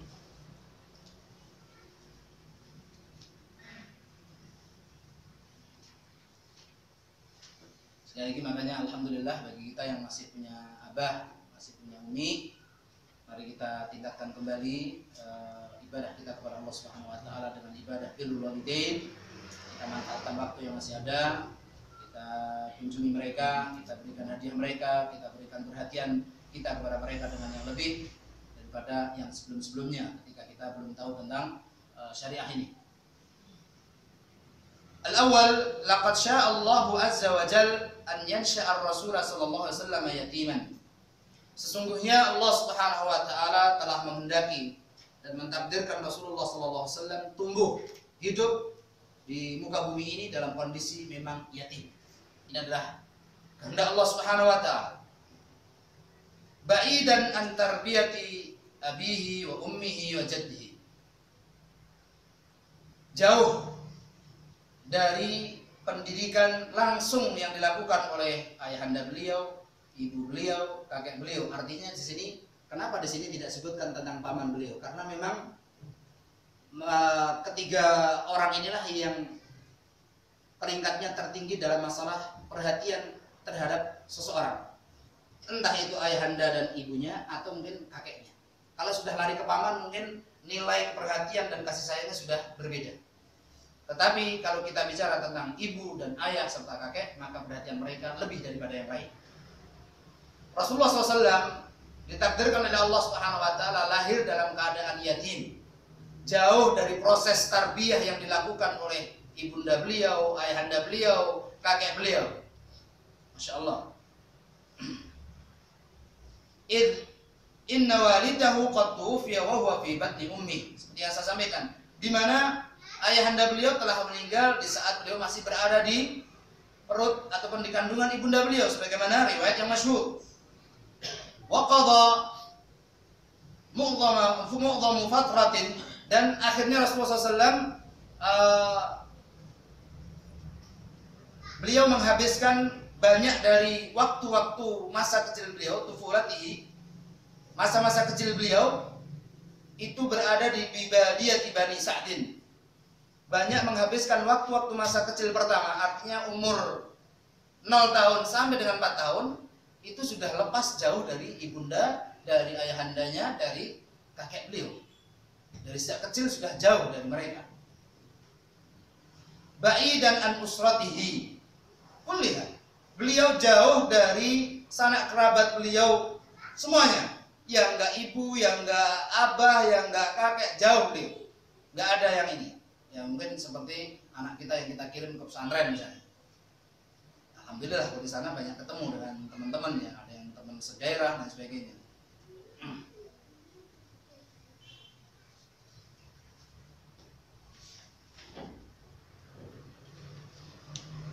Thumma ma labitha an tuwfiya ummuh. Lalu kemudian tidak lama meninggal pula lah ibunda beliau. Di saat beliau berumur 6 tahun. Walam yamkuth ma'ha siwa muddatan yasirah. Dan Rasulullah SAW tidaklah tinggal bersama ibunda beliau kecuali waktu yang sangat sedikit sekali. Hanya 1,5 tahun ataupun mungkin paling lama 2 tahun saja Rasulullah SAW hidup dengan ibunda beliau. Makanya bagi kita juga yang punya anak, mari kita tunaikan amanah kita, mendidik, mengasuh, memberikan hak-hak mereka, kita berikan kewajiban kita, dan kita tunaikan, kita berikan hak-hak mereka. Mereka punya hak untuk mendapatkan pendidikan yang baik, diberikan asuhan yang baik, diberikan nasihat yang baik. Ini adalah hak mereka dan itu adalah kewajiban kita untuk memberikan itu semuanya. Kullu dzalika lahikamun. Semua itu ternyata di balik itu ada hikmah yang terkandung dari kejadian itu. Kenapa Rasulullah SAW lahir dalam kondisi yatim? Beliau jauh dari ibunda beliau, dari abah beliau, dari kakek beliau. Beliau bahkan jauh dari seluruh keluarga beliau, tidak tanggung-tanggung. Beliau jauh dari itu semua 4 tahun namanya. Baru bergabung dengan ibunda beliau pun juga seperti itu. Ibundanya beliau juga pun meninggal. Baru bergabung dengan kakek beliau pun juga seperti itu. Nah, la'alla min abraziha an la yakuna lil mubtilina sabila ila idkhalir raibah fil qulub. Yang paling jelas begini, agar hal ini tidak menjadikan peluang bagi orang-orang yang nanti di dalam hati-hati mereka tumbuh rasa keraguan-raguan dan juga alasan, ya pantas saja Nabi Muhammad SAW. Coba kalau misalnya semua beliau berada dalam keadaan normalnya seorang anak lahir memiliki ayah sampai dewasa, punya ibu, punya kakek, hidup di tengah-tengah pemimpin Quraisy. Ya wajar saja kalau memang dia sudah dipersiapkan dari sejak kecil menjadi orang besar. Wajar saja. Itulah yang paling jelas di antara hikmahnya supaya tidak datang ataupun tidak menjadikan keraguan-raguan orang. Wajar kalau Muhammad SAW menjadi orang besar, menjadi orang terkenal, orang keturunan beliau, kakek beliau, keluarga beliau adalah orang besar di tengah-tengah bangsa Quraisy. Seperti itu. Maka wajar saja kemudian dia menjadi seorang yang besar. Faqad kana li jaddihi makanah marmuqah fi qaumihi, di mana kakek beliau memang memiliki sebuah kedudukan yang sangat tinggi di tengah-tengah umatnya, di tengah-tengah kaum Quraisy. Falaqad kanat ilaihi rifadah wasiqayah. Bukankah saat itu Abdul Muttalib, seorang kakek ini, atau kakeknya Rasulullah SAW ini, beliau memiliki kedudukan yang sangat tinggi, di mana beliau adalah sebagai pelayan, penanggung jawab distribusi kebutuhan orang-orang yang haji dan melayani mereka untuk kebutuhan minum, makan, dan lain sebagainya. Artinya Abdul Muttalib adalah orang yang besar, orang yang memiliki kedudukan sangat tinggi. Wajar saja kalau Muhammad SAW memang sudah dipersiapkan sejak kecil menjadi putra mahkota. Jadi itu. Hikmah yang kedua, wa la'alla fi yatmihi uswatun lil aitami fi kulli zamanin wa makanin. Mudah-mudahan di dalam keyatiman Rasulullah SAW, beliau terlahir dalam kondisi yatim, itu menjadi uswah, menjadi teladan bagi semua anak-anak yatim di seluruh muka bumi ini, di setiap zaman dan dimanapun keberadaan mereka. Jadi sebagai teladan, bahwa Rasulullah SAW adalah teladan buat seluruh anak-anak yatim, kapanpun waktunya dan dimanapun keberadaan mereka, bahwa beliau adalah uswah. Liya'rifu annal yatma laysa niqmah, agar mereka menyadari bahwa sesungguhnya keyatiman seseorang itu bukanlah sebuah kesengsaraan, bukan.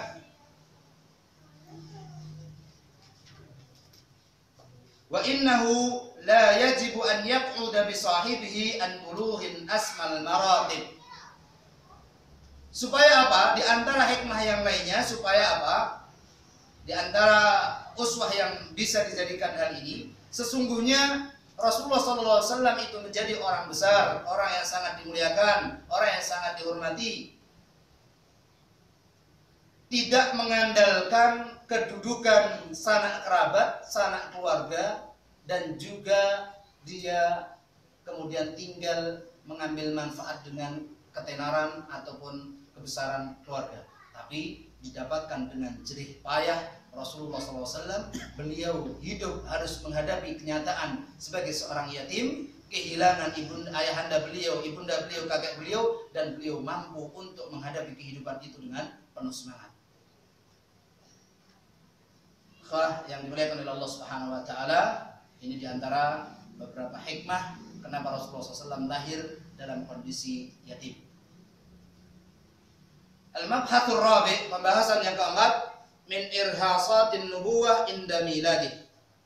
Di antara tanda-tanda kenabian sallallahu alaihi wasallam ketika beliau dilahirkan. Dari pembahasan ada yang ini setengah 2 sudah deh. Saya baca mungkin tinggal 1, 2, 3, 4, 5, sekitar 6 baris lagi. Sebentar ya.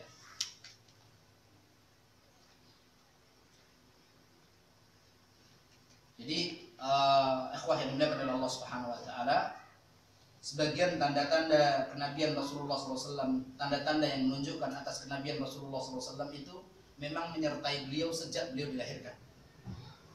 Di antara riwayat yang otentik, wa ma thabata minha bi turuqin sahihah, di antara riwayat yang thabitah, yang otentik, yang kuat, yang jelas sebagai penguat dari hal itu adalah sabda Rasulullah SAW, ana da'watu abi Ibrahim. Aku adalah merupakan doa dari moyangku, dari kakek moyangku Ibrahim. Wa busra Isa, dan aku adalah kabar gembira yang disampaikan oleh Isa alaihissalam. Ra'at ummi hina hamalat bi ka'anna nuran kharaja minha adha'at lahu busura busra min ardi Syam. Kata Rasulullah SAW, sesungguhnya ibuku, sabda Rasulullah SAW, sabda Rasulullah SAW, kami lanjutkan. Kata Rasulullah SAW, sesungguhnya ibuku saat beliau mengandungku, beliau melihat ada cahaya yang keluar dari jasad ibunda beliau, adha'at lahu qusura busra min ardi Syam, yang kemudian menerangi qusura busra, istana-istana Busra yang ada di Syam, istana Busra yang ada di bumi Syam, di Syria.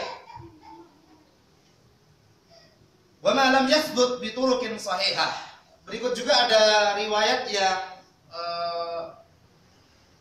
jalannya tidak sahih, walakinnahu ishtahara. Tapi cerita ini sangat masyhur di kalangan para ahli sejarah. Di antaranya adalah innahu hina wulida saqatat 14 syurfatan min iwani Kisra. Di saat Rasulullah SAW dilahirkan, runtuhlah 14 pilar dari Kaisar Kisra, jadi istana Persia. Wa khamadat an-nar allati kana ya'buduha al-majus. Kemudian api yang biasa disembah oleh para orang-orang Majusi tiba-tiba mati, padam. Wa ghasat buhaira sawah. Wallahu taala alam. Sawah ini di mana, buhairah sawah ini nggak tahu di mana letaknya, tapi danau, buhairah, ini laut kecil, danau maksudnya. Danau sawah ini airnya tiba-tiba surut. Wan hadamatil ma'abid allati kanat haulaha. Lalu begitu surut air danau sawah ini, hancurlah atau robohlah tempat-tempat ibadah yang ada di sekeliling danau tersebut. Wallahu taala alam. Ini diantara tanda-tanda kenabian sallallahu alaihi wasallam yang memang muncul sejak lahirnya Rasulullah SAW. Riwayat yang saya sampaikan di yang bagian kedua memang dengan jalan tidak sahih, jalannya tidak sahih. Tetapi cerita ini sangat masyhur di kalangan para ahli sejarah. Adapun yang sahih adalah sabda Rasulullah SAW ketika beliau mengatakan dengan sabda beliau bahwa beliau adalah berkat ataupun beliau adalah doa dari moyang beliau, dari kakek beliau Ibrahim, kabar gembira yang disampaikan oleh Isa alaihissalam, dan sesungguhnya ketika ibuku mengandungku, keluar dari badannya, keluar dari ibunda Rasulullah SAW sinar yang menerangi istana-istana Busra di Syam. Wallahu taala alam. Mudah-mudahan nanti di bulan yang akan datang, jika Allah Subhanahu wa taala, kita bisa lanjutkan pelajaran sirah nabawiyah. Dan mudah-mudahan sekali lagi dengan kita mempelajari sejarah Nabi, mudah-mudahan Allah Subhanahu wa taala jadikan kita adalah orang-orang yang nanti kita bersanding dengan beliau. Ini adalah bentuk kecintaan kita kepada beliau. Jangan sampai kita berikan kecintaan kita kepada orang yang bukan haknya untuk mendapatkan cinta itu dari kita. Perlu mungkin sikapi bersama, mungkin anak-anak kita, anak-anak sekarang kita ini, utamanya mereka lebih suka dengan orang-orang yang bukan di jalan Allah Subhanahu wa taala. Mohon maaf, mungkin mereka lebih suka mengidolakan pemain bola, lebih mengidolakan mungkin pemeran sinetron. Alhamdulillah, sampai-sampai mungkin kadang-kala kita juga larut ketika memberikan tas, memberikan baju, memberikan apa, begitu biasanya kita juga ya kasihanlah dengan seperti itu. Mudah-mudahan hal ini kita bisa minimalisir atau bisa kita kurangi sedikit demi sedikit, sehingga kecintaan kita yang memang menjadi hak bagi Rasulullah SAW, karena beliau adalah orang yang paling berhak untuk kita cintai. Mudah-mudahan senantiasa berada dalam hati-hati kita. Sekian yang bisa kami sampaikan. Bila mana ada pertanyaan dan saya bisa menjawab, maka akan saya jawab. Bila mana pertanyaan itu tidak saya bisa jawab, maka saya katakan wallahu ta'ala a'lam bishawab. Saya akhiri wa akhiru da'wana alhamdulillahirabbil alamin. Wassalamualaikum warahmatullahi wabarakatuh.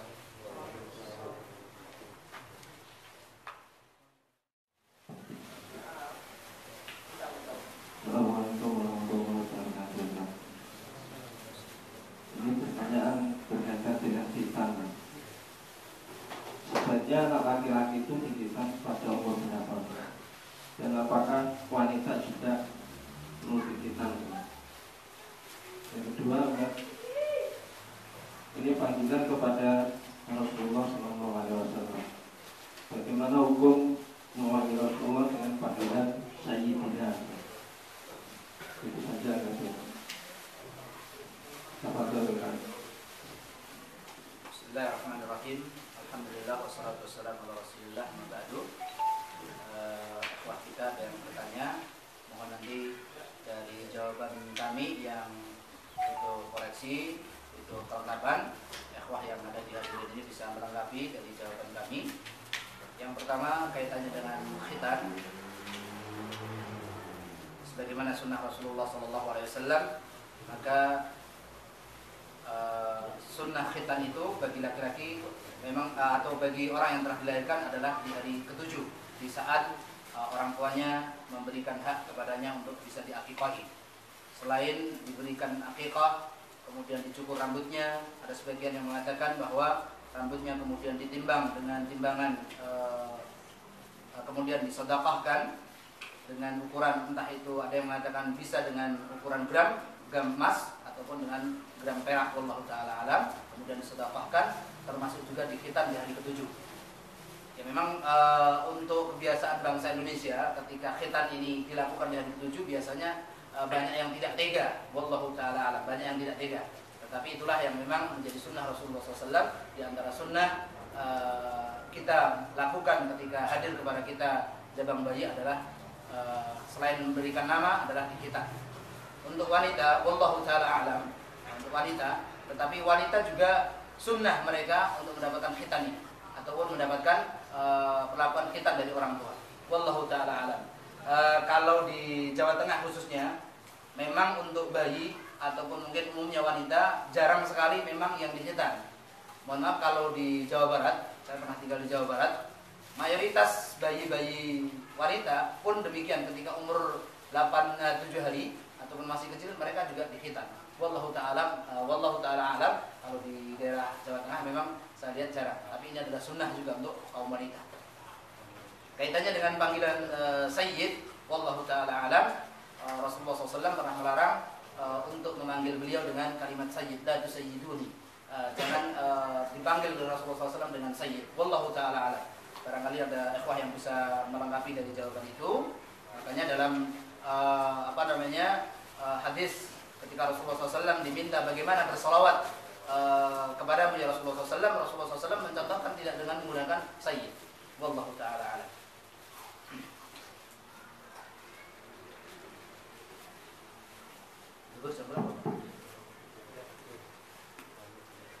Assalamualaikum warahmatullahi wabarakatuh. Yang pertama Ustaz, tentang hadis anta ma'aman ahbabta. Termasuk kita mempelajari sirat Nabi itu bentuk daripada kecintaan kita kepada Nabi kita sallallahu alaihi wasallam.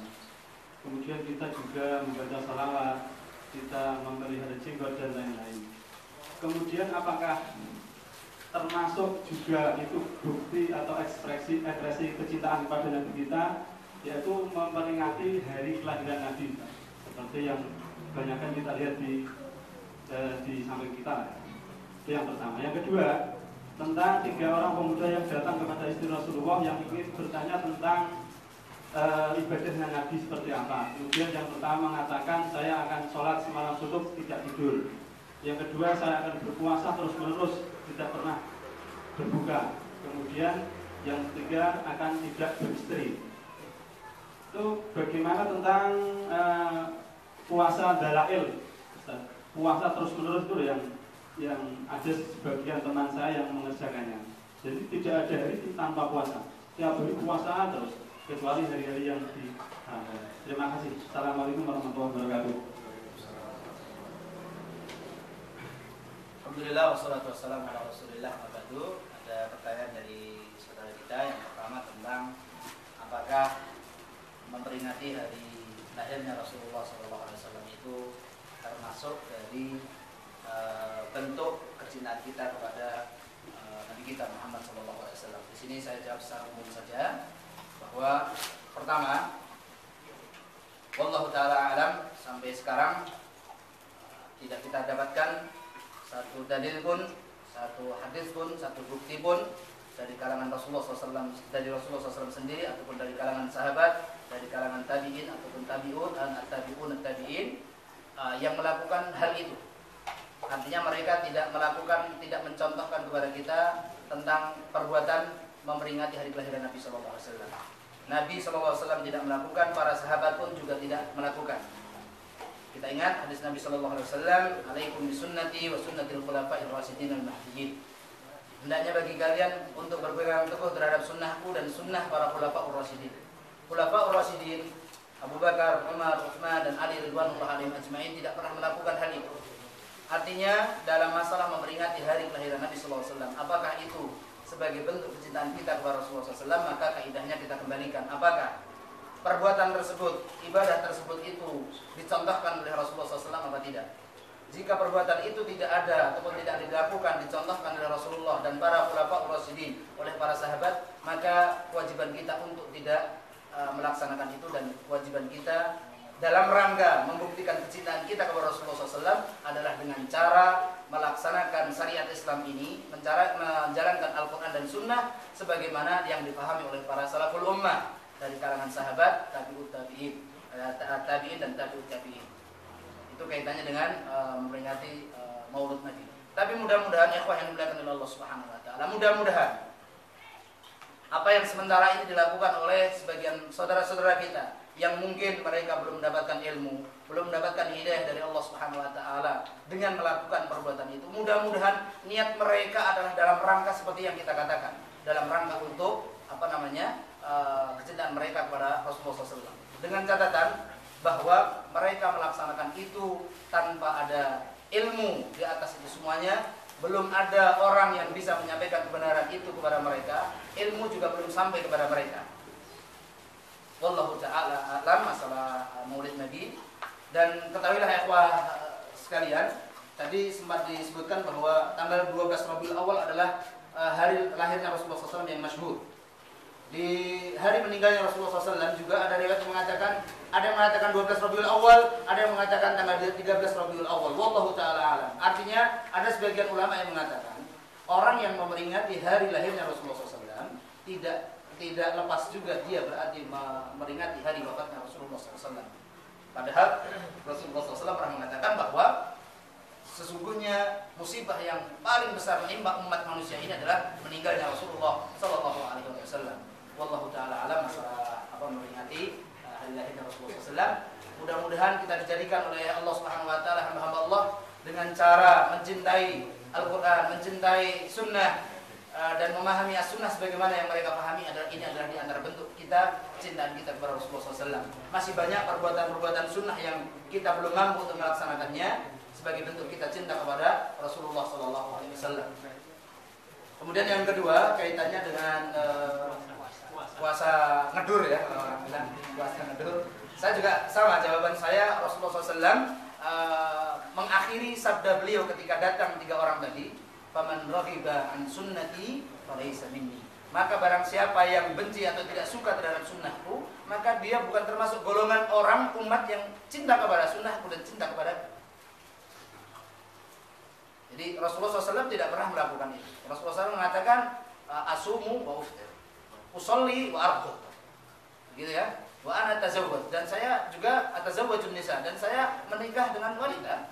Beliau Rasulullah SAW menikah. Maka Rasulullah SAW ini adalah termasuk bentuk kekhususan bagi Rasulullah SAW dan kemuliaan buat Rasulullah SAW. Rasulullah SAW beliau meninggal dan masih meninggalkan 9 istri beliau. Ridwanullah alaihinna ajma'in. Buat kemuliaan Rasulullah SAW, kehormatan buat Rasulullah SAW, maka istri-istri Nabi yang Rasulullah SAW meninggal dan istri-istri beliau masih hidup, tidak boleh buat mereka untuk menikah kembali, dan tidak boleh orang lain atau para sahabat menikahi mereka. Mereka meninggal dalam kondisi yang memang sampai akhir hayat mereka dalam status ummul mukminin, istri Rasulullah SAW. Mudah-mudahan kita termasuk umat Rasulullah SAW yang benar-benar mencintai sunnah-sunnah beliau, benar-benar mengikuti sunnah beliau. Ya inilah kemudian kewajiban bagi kita untuk terus belajar, mencari ilmu, supaya kita semakin hari semakin bertambah ilmu kita, semakin bertambah juga pengetahuan kita tentang Al-Quran, tentang sunnah Nabi SAW, sehingga ini adalah bentuk cinta kita kepada Rasulullah SAW. Dan mudah-mudahan kita termasuk apa yang disabdakan oleh Rasulullah SAW, anta ma'aman ahbabta, kamu akan bersanding bersama orang-orang yang engkau cintai. Dan mudah-mudahan kita adalah benar-benar orang-orang yang mencintai Rasulullah SAW dengan sebenar-benar cinta kita kepada Rasulullah SAW.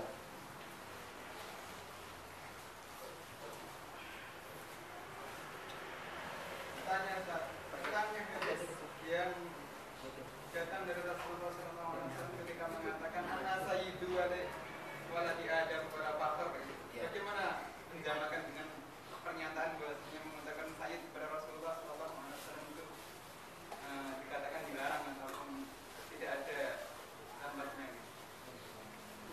Alhamdulillah wassalatu wassalamu ala Rasulillah wa ala alihi wa ashabihi wa ala ba'du. Saudara kita tadi bertanya tentang hadis syafa'atul uzma, tentang hadis yang bercerita tentang syafa'atul uzma, syafaat agung yang hanya milik Rasulullah SAW. Dalam hadis yang begitu panjang memang Rasulullah SAW mengatakan ana sayyidu waladi Adam, atau kama qala Rasulullah SAW. Sayyid di sini Rasulullah SAW, sayyid di sini yang dimaksudkan dalam hadis ini adalah saya ini adalah penghulu penentu bagi seluruh umat manusia. Jadi Sayyid di sini artinya adalah penghulu, penentu bagi seluruh umat manusia.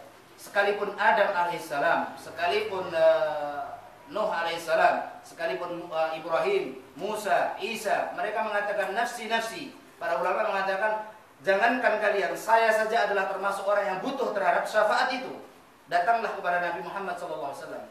Lalu kemudian manusia nanti berbondong-bondong datang kepada Rasulullah SAW, meminta syafaat setelah mereka mengatakan, wahai Rasulullah SAW, engkau adalah Rasul terakhir, penutup dari para nabi-nabi dan para rasul-rasul. Sesungguhnya dosamu telah diampuni oleh Allah Subhanahu wa taala, baik yang telah lalu maupun yang akan datang. Isfa' lana, berikanlah syafaat pertolongan kepada kami.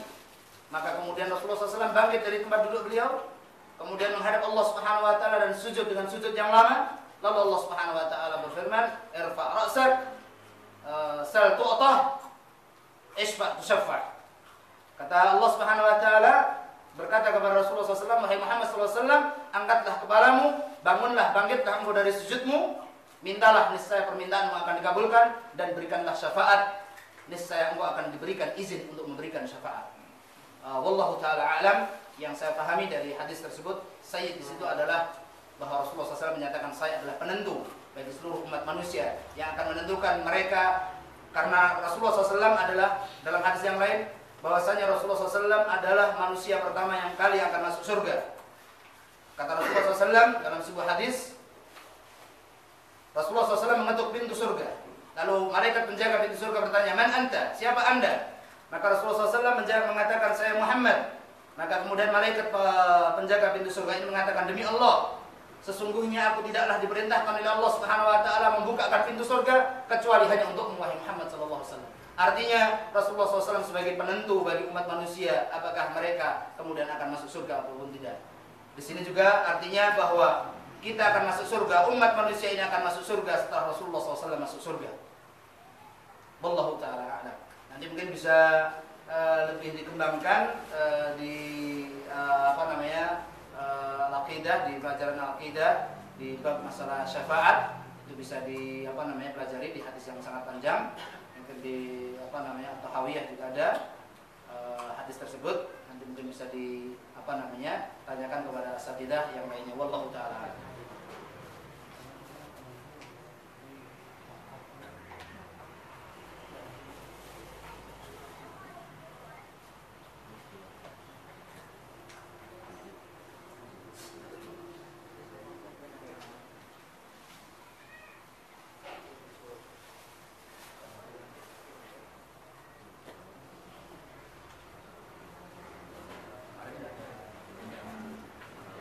Saya akhiri gitu ya.